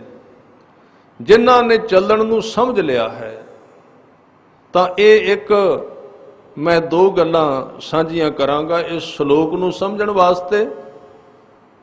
ਗੁਰੂ ਗ੍ਰੰਥ ਸਾਹਿਬ ਨੇ, ਸੱਚੇ ਪਾਤਸ਼ਾਹ ਜੀ ਨੇ, ਭਾਈ ਗੁਰਦਾਸ ਜੀ ਨੇ ਦੋ ਦ੍ਰਿਸ਼ਟੀਆਂ ਦਾ ਜ਼ਿਕਰ ਕੀਤਾ ਹੈ। ਦੋ ਦ੍ਰਿਸ਼ਟੀਆਂ ਦਾ, ਦੋ ਅੱਖਾਂ ਦਾ ਨਹੀਂ, ਦੋ ਦ੍ਰਿਸ਼ਟੀਆਂ ਦਾ। ਅੱਖਾਂ ਉਹ ਹੀ ਨੇ ਪਹਿਲਾਂ ਵਾਲੀ। ਉਹਦੇ ਵਿੱਚ ਇੱਕ ਦ੍ਰਿਸ਼ਟੀ ਦਾ ਨਾਮ ਹੈ ਚਰਮ ਦ੍ਰਿਸ਼ਟੀ ਤੇ ਦੂਸਰੀ ਦ੍ਰਿਸ਼ਟੀ ਦਾ ਨਾਮ ਹੈ ਦਿਵ ਦ੍ਰਿਸ਼ਟੀ। ਇਹਦੇ ਵਿੱਚ ਰਹਿੰਦੀਆਂ ਨੇ, ਇਸ ਸਰੀਰ ਦੇ ਵਿੱਚ ਨੇ। ਹੁਣ ਕੰਮ ਤੇ ਉਹ ਹੀ ਕਰੇਗੀ ਨਾ ਚੀਜ਼ ਜਿਹਨੂੰ ਅਸੀਂ ਵਿੱਚੋਂ ਸੈਲਫ ਦਿਆਂਗੇ, ਜਿਹਨੂੰ ਸਟਾਰਟ ਕਰਾਂਗੇ। ਪਿਆ ਬੜਾ ਕੁਝ ਅੰਦਰ, ਪਿਆ ਬੜਾ ਕੁਝ ਹੈ। ਜਿਹੜੀਆਂ ਚੀਜ਼ਾਂ ਨੂੰ ਬੰਦਾ ਸੈਲਫ ਕਰਦਾ ਹੈ, ਸਟਾਰਟ ਕਰਦਾ ਹੈ, ਧੱਕਾ ਦਿੰਦਾ ਹੈ, ਉਹ ਸਟਾਰਟ ਹੋ ਜਾਂਦੀਆਂ ਨੇ ਸ਼ਕਤੀਆਂ। ਜਿਨ੍ਹਾਂ ਨੂੰ ਨਹੀਂ ਤੋੜਦਾ ਰੁਕੀਆਂ ਰਹਿੰਦੀਆਂ ਨੇ। ਮਤ ਵਿੱਚ ਰਤਨ ਜਵਾਹਰ ਮਾਣਕ, ਜੇ ਇੱਕ ਗੁਰ ਕੀ ਸਿੱਖ ਸੁਣੀ। ਅੰਦਰ ਬਹੁਤ ਕੁਝ ਹੈ, ਅੰਦਰ ਬੜਾ ਕੁਝ ਹੈ। ਅੰਦਰ ਇਹ ਵੀ ਨੇ ਵਿੱਚ ਕਾਮ ਵੀ ਹੈ, ਕ੍ਰੋਧ ਵੀ ਹੈ, ਲੋਭ ਵੀ ਹੈ, ਮੋਹ ਵੀ ਹੈ, ਹੰਕਾਰ ਵੀ ਹੈ, दिसदे तां यही ने बस। तां गुरु अर्जन देव जी ने कहा एक होर भी चीज है, कल्ले ये नहीं। महाराज होर की कहन लगे, नौ निध अमृत प्रभ का नाम, देही मैं इसका विश्राम। नाम भी अंदर है, नहीं सतगुरु कोई नहीं दिसदा। मैं ते अपने अंदर झाती मारना, वासना ही वासना है, क्रोध ही क्रोध है, लोभ ही लोभ है, हंकार ही हंकार है, मोह दा चिकड़ है। तुसी जड़ी गल कह रहे हो भी नौ निध अमृत प्रभ का नाम, ये किथे करके है अंदर, दसो असी कढ़िए विचों। हजूर ने बचन कीता, पंज भी अंदर ने ते एक भी अंदर है। ये मर्जी तेरी है, तू सैल्फ किनू देना है, स्टार्ट किनू करना है, एक नू करना ही कि पंजा नू करना है। जे ते पंजा नू वधाउणा ही ते बाहरों वध जाणगे, ते जे एक नू बाहर लियाउणा ही ते ये भी आवेगा बाहरों ही। हाँ बलिहारी सतगुर अपने, जिन गुप्त नाम परगांजा। बाहरों शब्द गुरु दा पा अंदर, अंदरले शब्द नू कढ़ के बाहर ले आवेगा। पर तू तां उहनूं छेड़े ही कोई नहीं। तां सियाणियां दा एक तजर्बा है, वो कहंदे ने मोटी भाषा है समझण वाली। वो कहंदे खाने बड़े ने बंदे दे विच, खाने दा मतलब सीधी भाषा। खाने बड़े ने, किसे विच रब दी रहमत पई है, किसे विच अमृत पिया है, किसे विच बहुमुलियां दातां पईयां ने। पर खाना एक रोटियां वाला भी है। बंदे ने रोटियां वाला खाना खोल लिया, बाकी तो खोल के नहीं वेख्या कदी, बस ओहदे विच रोटियां पाई जांदा है। ते गुरु ग्रंथ साहिब जी ने क्या हो, अपनी जीभ नूं हथ मार के वेखो, खा खा के घस गई। खांदियां खांदियां मूंह कट्ठा, जुबान घस गई तेरी खा खा के। साल बाद जिदन नवा साल चढ़दा है ना, कणक तोल के वेख्या कर किन्नी खा गया, किन्ना अनाज भ्रष्ट कर दिता है तू, किन्ने प्रशादे छक गया, गिण के वेख 365 दिनां दे। ते जे 365 दिनां विच 5-6 हज़ार प्रशादे छक गया, वो मन नूं पुछ के वेख 5-6 हज़ार वारी रब नूं भी चेते कीता ही नहीं कीता। वो घट्टो घट एक रोटी नाल रब नूं एक वारी ते याद करया कर, ज्यादा नहीं। एक प्रशादे नाल एक वारी ते वाहिगुरू कह दिया कर, ज्यादा नहीं कहना ते। पर नहीं, सिख दा ते फर्ज इन्ना बनदा है, वो प्रशादे घट सकदा ते बाणियां ज्यादा पढ़दा है। ये तोल माप कर लवे, उन्होंने अंदरों शर्म महसूस होंदी है कि अज प्रशादे खा गया 12 ते बाणी एक भी नहीं पढ़ी। तां खांदियां खांदियां मूँह कट्ठा, पै नंदियां सब अंग, शरीर दे अंग कस गए, पर सच दा रंग नहीं लगा। इस करके बेनती जिहड़ी कर रहा सा, दो दृष्टियां ने। चरम दृष्टि, चरम दृष्टि का मतलब है चम की दृष्टि, जिहड़ी दृष्टि सिर्फ चम तक सीमित रहिंदी है। सवेरे उठना है, शरीर नूं पालना पोषना है, इनू खवाउणा है, इनू पालिश करनी है, इनू बाजार विच दिखाउणा है, ये चरम दृष्टि है। शरीर की परिक्रमा करने वाला और माया की परिक्रमा करने वाला। भगत जी ने बचन कीते बाणी विच, वो कहंदे मैं बंदे की हालत वेखीए, है मिट्टी दा बनिया होया, नचदा बड़ा है, भजदा बड़ा है। ते एक होर इहदे विच रोग है, कहंदे जदों ते 4 पैसे आउंदे ने हसी आउंदा है, जदों चले जांदे ने रोई जांदा है। दो ही गल्लां ने, तीसरी बात ही कोई नहीं। माटी को पूतरा कैसे नचत है, किवें नचदा है पिया, देखे सुने बोले। इत्थे 2 बारी देखे क्या है, देखे देखदा है, 2 बारी देखा। ये एक विद्वान ने बड़े सोहने अर्थ किए। वो कहते देखा दा अर्थ संसार नूं देखदा है, ਪਰ ਕਦੀ ਕਦੀ ਗੁਰੂ ਦੀ ਵੀ ਗੱਲ ਸੁਣਦਾ ਵੀ ਮੈਂ ਤੈਨੂੰ ਦੱਸਣਾ ਜਿਵੇਂ ਸੰਸਾਰ ਨੂੰ ਵੇਖਣਾ, ਗੁਰੂ ਦੇ ਦੱਸੇ ਅਨੁਸਾਰ ਵੀ ਵੇਖ ਲੈਂਦਾ, ਸੁਣਦਾ ਵੀ ਇਹ ਗੁਰੂ ਦੀਆਂ ਗੱਲਾਂ, ਬੋਲਦਾ ਵੀ ਇਹ ਗੁਰੂ ਦੀਆਂ ਗੱਲਾਂ, ਸੁਣਦਾ ਵੀ ਹੈ, ਬੋਲਦਾ ਵੀ ਹੈ, ਦੇਖਦਾ ਵੀ ਹੈ, ਮੰਨਦਾ ਨਹੀਂ। ਬਸ ਦੇਖੈ ਸੁਣੈ ਬੋਲੇ, ਕੀ ਕਰਦਾ? ਹਜ਼ੂਰ ਕਹਿੰਦੇ ਦੌਰਿਓ ਫਿਰਤ ਹੈ, ਭੱਜਦਾ ਫਿਰਦਾ ਦਿਨ ਰਾਤ। ਪਹਿਲਾਂ ਤੇ ਸਰੀਰ ਭੱਜਦਾ ਹੈ, ਜਦੋਂ ਸਰੀਰ ਡਿੱਗ ਪੈਂਦਾ ਰਾਤ ਨੂੰ ਮਨ ਫਿਰ ਭੱਜੀ ਜਾਂਦਾ ਹੈ, ਮਨ ਫਿਰ ਗਿਣੀ ਜਾਂਦਾ ਨੋਟ। ਤਾਂ ਜਪਜੀ ਸਾਹਿਬ ਵਾਸਤੇ ਵਿਦਿਆ ਨਹੀਂ ਹੈ। ਇੱਕ ਸੱਜਣ ਮੈਨੂੰ ਕਹਿਣ ਲੱਗੇ ਮਨ ਨਹੀਂ ਸ਼ਾਂਤ ਹੁੰਦਾ, ਤਾਂ ਤਿਜੌਰੀ ਦੇ ਉੱਤੇ ਹੱਥ ਧਰ ਕੇ ਬੈਠੇ ਸੀ ਦੁਕਾਨ ਵਿੱਚ, ਬੜੀ ਵੱਡੀ ਤਿਜੌਰੀ ਸੀ, ਬੜੇ ਵੱਡੇ ਮਾਲਕ। ਕੋਈ ਦੱਸੋ ਉਪਾਅ, ਛੋਟਾ ਜਿਹਾ ਸ਼ਬਦ ਦੱਸ ਦਿਓ, ਜਲਦੀ ਪੜ੍ਹ ਕੇ ਸੁਖੀ ਹੋ ਜਾਵਾਂ। ਤਾਂ ਮੈਂ ਕਿਹਾ ਬਈ ਗੁਰੂ ਘਰ ਦਾ ਤਰੀਕਾ ਹੈ, ਬਾਣੀ ਪੜੋ, ਹੋਰ ਕੀ ਹੈ, ਇਹ ਤਰੀਕਾ ਹੈ। ਕਹਿਣ ਲੱਗੇ ਜੀ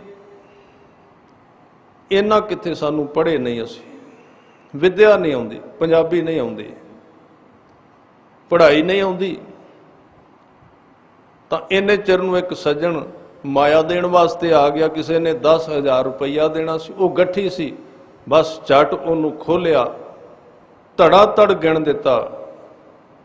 ਜਦੋਂ ਗਿਣ ਕੇ ਵਿੱਚ ਪਾਏ, ਮੈਂ ਕਿਹਾ ਜੀ ਤੁਸੀਂ ਕਹਿੰਦੇ ਪੜ੍ਹੇ ਹੋਏ ਨਹੀਂ, ਤੇ ਦੱਥੀ ਤਾਂ ਪੜ੍ਹਿਆਂ ਤੋਂ ਪਹਿਲਾਂ ਗਿਣ ਦਿੱਤੀ ਤੁਸੀਂ, ਬੜੀ ਪ੍ਰੈਕਟਿਸ ਲੱਗਦੀ ਹੈ। ਕਹਿਣ ਲੱਗੇ ਜੀ ਇਹ ਤਾਂ ਆਪਣੇ ਆਪ ਹੀ ਹੋ ਗਿਆ ਹੈ, ਇਹਨੂੰ ਸਿੱਖਣਾ ਨਹੀਂ ਪਿਆ, ਇਹਦੇ ਵਾਸਤੇ ਸਿੱਖਣਾ ਨਹੀਂ ਪਿਆ। ਸਿੱਖਣਾ ਤਾਂ ਨਹੀਂ ਪਿਆ ਕਿ ਉਹਦੇ ਵਿੱਚ ਰੁਚੀ ਹੈ। ਜਿਹੜੀ ਚੀਜ਼ ਵਿੱਚ ਰੁਚੀ ਹੋਵੇਗੀ ਆਦਮੀ ਸਿੱਖ ਜਾਏਗਾ, ਵੇਖ ਕੇ ਹੀ ਸਿੱਖ ਜਾਏਗਾ। ਰੁਚੀ ਤੋਂ ਬਿਨਾਂ ਸਿੱਖਿਆ ਵੀ ਨਹੀਂ ਸਿੱਖਦਾ। ਜਿੰਨਾ ਚਿਰ ਅੰਦਰ ਰੁਚੀ ਨਹੀਂ ਨਾ ਜਾਗਦੀ, ਇੱਕ ਚੀਜ਼ ਹੈ ਅੰਦਰ ਬਣੀ ਹੋਈ, ਉਹ ਜਿੰਨਾ ਚਿਰ ਨਹੀਂ ਖੁੱਲਦੀ।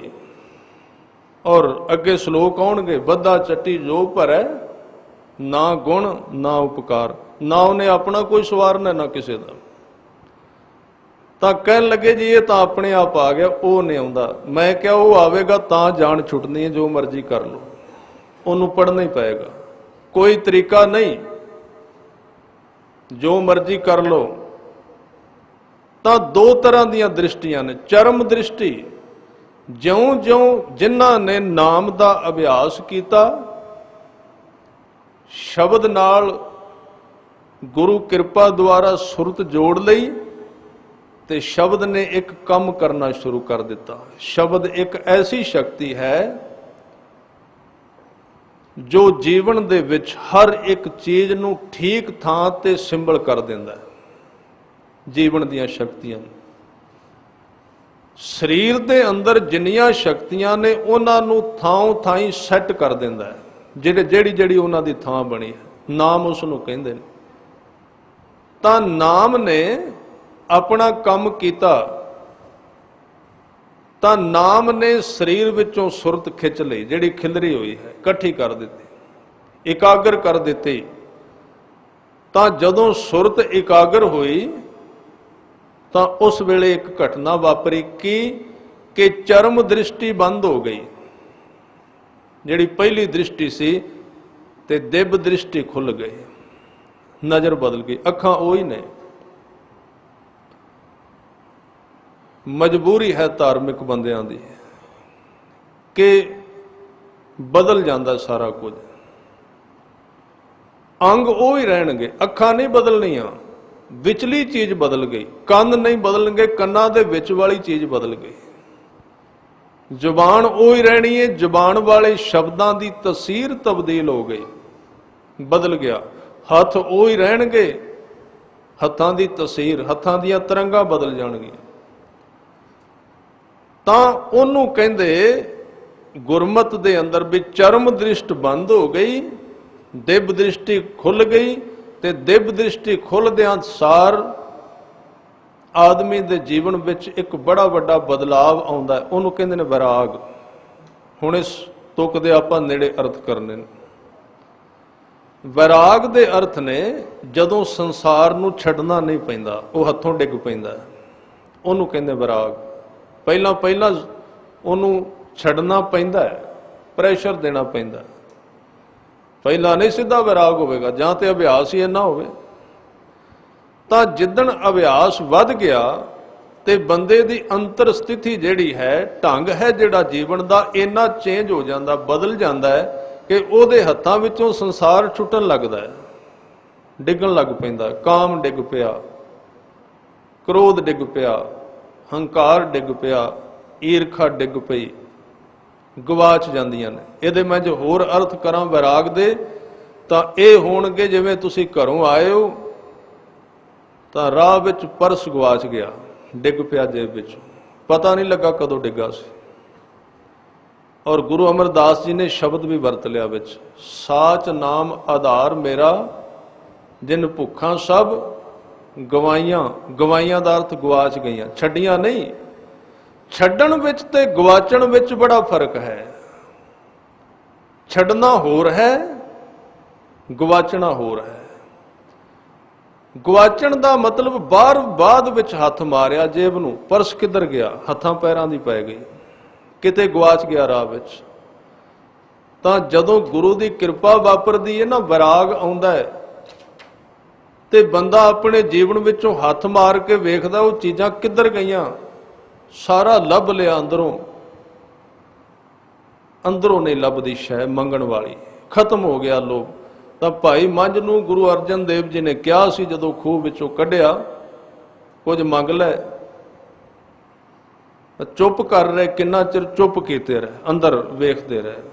ਤੇ ਗੁਰੂ ਅਰਜਨ ਦੇਵ ਜੀ ਨੇ ਬਾਂਹ ਲਾਈ, ਕਹਿਣ ਲੱਗੇ ਮੰਝ ਜਵਾਬ ਨਹੀਂ ਦਿੰਦਾ, ਮੰਗ ਲੈ ਕੁਝ। ਇੰਨਾ ਚਿਰ ਕਿਉਂ ਲਾ ਦਿੱਤਾ? ਲੋਕ ਤਾਂ ਲਿਸਟ ਬਣਾ ਕੇ ਖੜੇ ਹੁੰਦੇ ਨੇ ਮੇਰੇ ਸਾਹਮਣੇ ਸਵੇਰੇ ਉੱਠਦਿਆਂ ਸਾਰ, ਬੜੀ ਲੰਬੀ ਲਿਸਟ ਹੁੰਦੀ ਹੈ। ਅਰਦਾਸੀਏ ਨੂੰ ਚਾਹ ਵਿੱਚ ਘਿਓ ਪਾ ਕੇ ਆਉਣਾ ਪੈਂਦਾ ਵੀ ਕਿੰਨੀ ਲੰਮੀ ਲਿਸਟ ਹੈ, ਪੀਣਾ ਪੈਂਦਾ ਹੈ। ਤੇ ਤੂੰ ਮੰਗਦਾ ਕਿਉਂ ਨਹੀਂ? ਦੇਰ ਕਿਉਂ ਲਾ ਦਿੱਤੀ? ਤੇ ਭਾਈ ਮੰਝ ਨੇ ਕਿਹਾ, ਮਹਾਰਾਜ ਇੱਕ ਤੇ ਗੁਸਤਾਖੀ ਹੈ, ਮੈਂ ਤੁਹਾਡਾ ਜਵਾਬ ਨਹੀਂ ਜਲਦੀ ਦੇ ਸਕਿਆ, ਪਰ ਮੇਰੀ ਇੱਕ ਮਜਬੂਰੀ ਸੀ। ਕੀ ਮਜਬੂਰੀ? ਕਹਿਣ ਲੱਗੇ ਮੈਂ ਸਾਰੇ ਮਨ ਨੂੰ ਅੰਦਰੋਂ ਲੱਭ ਲੱਭ ਕੇ ਵੇਖਿਆ, ਤੈਆਂ ਕੱਢ ਕੱਢ ਕੇ ਅੰਦਰੋਂ ਬਿਰਤੀ ਮਰ ਗਈ, ਮੰਗਣ ਵਾਲੀ ਹੈ ਹੀ ਕੁਝ ਨਹੀਂ, ਮੰਗਣ ਵਾਲਾ ਰਿਹਾ ਹੀ ਕੁਝ ਨਹੀਂ ਹੈ। ਤਾਂ ਗਵਾਚ ਗਿਆ ਹੈ ਮੰਗਣਾ। ਅਸਲ ਵਿੱਚ ਗੁਰੂ ਅਰਜਨ ਦੇਵ ਜੀ ਨੇ ਤਾਂ ਨਹੀਂ ਸੀ ਕਿਹਾ ਬਈ ਹੁਣ ਮੰਝ ਨੂੰ ਦੇ ਦਈਏ ਇਥੋਂ ਦੀ ਮਿਨਿਸਟਰੀ ਪੰਜਾਬ ਦੀ, ਇਸ ਵਾਸਤੇ ਨਹੀਂ ਸੀ ਕਿਹਾ। ਜਾਂ ਮੰਝ ਮੰਗ ਲਏਗਾ ਵੀ ਮੇਰਾ ਮੁਰਤਜ਼ਾ ਖਾਨ ਦੇ ਨਾਲ ਆਉਣਾ ਜਾਣਾ ਹੋ ਜਾਏ, ਇਹ ਨਹੀਂ ਸੀ ਕਿਹਾ। ਟੈਸਟ ਕੀਤਾ ਸੀ ਗੁਰੂ ਨੇ। ਗੁਰੂ ਦਾ ਅਖੀਰਲਾ ਟੈਸਟ ਹੀ ਇਹ ਹੁੰਦਾ ਹੈ ਕਿ ਉਹ ਸਿੱਖ ਕੋਲੋਂ ਇਹ ਚਾਹੁੰਦਾ ਹੈ ਕਿ ਸਿੱਖ ਕਵੇ ਮੈਨੂੰ ਕੁਝ ਨਹੀਂ ਚਾਹੀਦਾ। ਅਖੀਰਲਾ ਟੈਸਟ ਸਭ ਤੋਂ ਹੈ, ਉਹ ਕੀਤਾ ਸੀ ਉਹਨਾਂ ਨੇ। ਤੇ ਮੰਝ ਨੇ ਕਹਿ ਦਿੱਤਾ ਹੁਣ ਕੁਝ ਨਹੀਂ ਚਾਹੀਦਾ। ਸਤਿਗੁਰੂ ਨੇ ਮੁੱਠ ਖੋਲ ਦਿੱਤੀ, ਕਹਿਣ ਲੱਗੇ ਹੁਣ ਸਾਰਾ ਹੀ ਤੇਰਾ ਹੈ, ਸਭ ਕੁਝ ਦੇ ਦਿੱਤਾ, ਉਹਦੇ ਤੋਂ ਪਹਿਲਾਂ ਨਹੀਂ ਮਿਲੇਗਾ। ਤਾਂ ਵਿਰਾਗ ਦੇ ਅਰਥ ਕੀ ਨੇ? ਜਿੰਨੀ ਚੱਲਣ ਜਾਣਿਆ ਸੇ ਕਿਉਂ ਕਰੈ ਵਿਥਾਰ। ਉਹ ਵਿਸਥਾਰ ਵਿੱਚ ਨਹੀਂ ਜਾਂਦੇ ਕਿਉਂਕਿ ਨਾਸ਼ਮਾਨਤਾ ਦਿਸ ਪਈ। ਵਿਰਾਗ ਨਾਲ ਸੰਸਾਰ ਗਵਾਚਣ ਲੱਗ ਪਿਆ। ਗੁਰੂ ਤੇਗ ਬਹਾਦਰ ਸਾਹਿਬ ਜੀ ਦੀ ਬਾਣੀ ਪੜ੍ਹੋ ਸਾਰੀ, ਵਿਰਾਗ ਹੈ, ਵਿਰਾਗ ਹੈ। ਜੈਸੇ ਜਲ ਤੇ ਬੁੱਧ ਬੁਧਾ ਉਪਜੈ ਬਿਨ ਸੈ ਨੀਤ, ਜਗ ਰਚਨਾ ਤੈਸੇ ਰਚੀ ਕਉ ਨਾਨਕ ਸੁਣ ਮੀਤ। ਵਿਰਾਗ ਦੀਆਂ ਨਦੀਆਂ ਵਹਿੰਦੀਆਂ ਨੇ ਉਸ ਬਾਣੀ ਵਿੱਚ। ਵਿਰਾਗ ਹੀ ਵਿਰਾਗ। ਵਿਰਾਗ ਦਾ ਮਤਲਬ ਛੁੱਟ ਗਿਆ ਸਾਰਾ ਕੁਝ, ਹੱਥ ਪਾਉਣ ਨੂੰ ਚਿੱਤ ਨਹੀਂ ਕਰਦਾ। ਦੀਸਤ ਮਾਸ ਨਾ ਖਾਏ ਬਿਲਾਈ, ਬਿੱਲੀ ਦਿਨ ਰਾਤ ਮਾਸ ਖਾਂਦੀ ਸੀ, ਹੁਣ ਅੱਗੇ ਪਿਆ ਖਾਣ ਤੇ ਚਿੱਤ ਨਹੀਂ ਕਰਦਾ, ਉਹਨੂੰ ਕਹਿੰਦੇ ਵਿਰਾਗ। ਸੰਸਾਰ ਦਾ ਗਵਾਚ ਜਾਣਾ ਤਾਂ ਉਹ ਮਿੱਟੀ ਵੀ ਨਹੀਂ ਰਹਿੰਦੀ। ਇਹ ਕਹਿਣ ਦੀ ਜ਼ਰੂਰਤ ਨਹੀਂ ਰਹਿੰਦੀ ਵੀ ਸੋਨਾ ਮਿੱਟੀ ਵਰਗਾ ਲੱਗਦਾ ਹੈ। ਕੁਝ ਛੱਡਣ ਦੀ ਲੋੜ ਵੀ ਨਹੀਂ ਰਹਿੰਦੀ ਕਿਉਂਕਿ ਛੱਡਿਆ ਫਿਰ ਬੰਦਾ ਪਕੜਦਾ ਹੈ। ਛੱਡਣ ਦੀ ਉੱਥੇ ਜ਼ਰੂਰਤ ਨਹੀਂ। ਤਿਆਗ ਵੀ ਮਰ ਗਿਆ, ਤਿਆਗ ਵੀ ਖਤਮ ਹੋ ਗਿਆ। ਬਾਬਾ ਫਰੀਦ ਜੀ ਨੇ ਬੜਾ ਸੋਹਣਾ ਇਹਦਾ ਉਦਾਹਰਨ ਦਿੱਤਾ ਹੈ, ਬੜੇ ਸੋਹਣੇ ਅਰਥ ਕੀਤੇ ਨੇ। ਉਹ ਕਹਿੰਦੇ ਰੁੱਖੀ ਸੁੱਖੀ ਖਾਏ ਕੈ ठंडा पानी पियो। फरीदा देख पराई चोपड़ी ना तरसाए जियो। एक होर सलोक इहदे नाल किया, ਉਹਦੇ ਵਿੱਚ ਉਹਨਾਂ ਨੇ ਕਿਹਾ ਕਿ ਜਿਨ੍ਹਾਂ ਖਾਧੀ ਚੋਪੜੀ ਘਣੇ ਸਹਿਣਗੇ ਦੁੱਖ। ਫਰੀਦਾ रोटी मेरी काठ की, लावण मेरी भुख। लावण दे अर्थ ने सब्जी, काठ दे अर्थ ने लकड़। रोटी वड्डी है कि भुख वड्डी है? जिन्हां दी भुख मर गई ना, लीवर हो गया खराब, उन्हां नूं पुछ के वेखो रोटी वड्डी है कि भुख? तां भुख अणदिस दियां दातां जिन्हां बारे सानूं पता नहीं, अणदिस दा सब कुछ। फरीद जी कहते हो रब ने तेनू सब्जी बना के दिती हुई है, केड़ी? भुख लगी ते खाया कर, काम करया कर। जदों भुख चमकदी है खाई सुकी रोटी, दूजियां नालों वधिया लगेगी। हुण माया इन्नी इकट्ठी कर लई ते आलसी इन्ना हो गया, बस बंदे दा अज फितरत ही होगी काम नहीं करना, बह के खाना है, काम नहीं करना। भावें परत के अपने घर के दरवाजे वड्डे कराने पैण, मिस्त्री नूं सद के भी लंघिया नहीं जाता विचों, काम नहीं करना हत्थां नाल। तां इह जिहड़ियां चीज़ां ने ये दुख दा कारण ने। मनुख दी जिहड़ी सोच अज खड़ी कर दिती गई है वो ये है कि इस देह नूं मशीन बना दईए। मशीन यानी कि खाण वाली मशीन। तुसीं वेंदे हो ना, बाजार विच बंदे ने बनाईयां ने कपड़े धोण वाली मशीन, रोटियां पकाउण वाली मशीन, होर चीज़ां बनाउण वाली मशीन, पर यह आप बन गया रोटियां मकाउण वाली मशीन। यह इहदे जीवन का लक्ष्य रह गया। बाबा फरीद जी ने कहा भुख लगी तो खाई, सुकी खा लई वो भी आनंद देगी। फरीदा रोटी मेरी काठ की, काठ का मतलब लकड़ है, लकड़ की रोटी नहीं सन खाते वैसे। उन्हां दा मतलब सी भी जे रात की पक्की हुई सवेर नूं लकड़ वर्गी रोटी तेनू खाण वास्ते मिल जाए ना, आकड़ी हुई बिल्कुल, ते भुख लगी हुई, लावण मेरी भुख, तेरा जीवन स्वर्ग बन जाएगा। जिन्ना खाधी चोपड़ी का मतलब है बिना भुख तो खाई गए। जिन्हां ने चोपड़ी खाधी ना बिना भुख तो स्वाद लए, घने सहणगे दुख। परलोक विच जाके, परलोक विच जाण दी की लोड़ है? इत्थे परलोक बनिया होया, किन्ने हॉस्पिटल ने, उत्थे जाके, क्योंकि बिना भुख तो खाई जाना। खैर विषय लंबे ने, जिन्नी चलन जाणिया से क्यों करै विथार। इत्थों तक आपां इहदी विचार कर सके हां। वैराग दे होर अर्थ की ने, कल दा दिन अजे आपां होर इन्हां सलोकां ते लावांगे। गुरु अंगद देव जी की बाणी दे 30 कुछ सलोक रहिंदे ने, जिन्हां दे विचार थोड़े दिन आपां शाम नूं करनी, 3-4 दिन सिर्फ 15 तरीक तक, बाकी सवेर दे दीवान विच सवेरे 7:15 बजे तो लैके जां 7 बजे तो लैके 8:15 बजे तक इस रूटीन मुताबिक ये विचारां साझियां कीतियां जाणगियां। आप जी ने पहुँच के लाभ प्राप्त करना।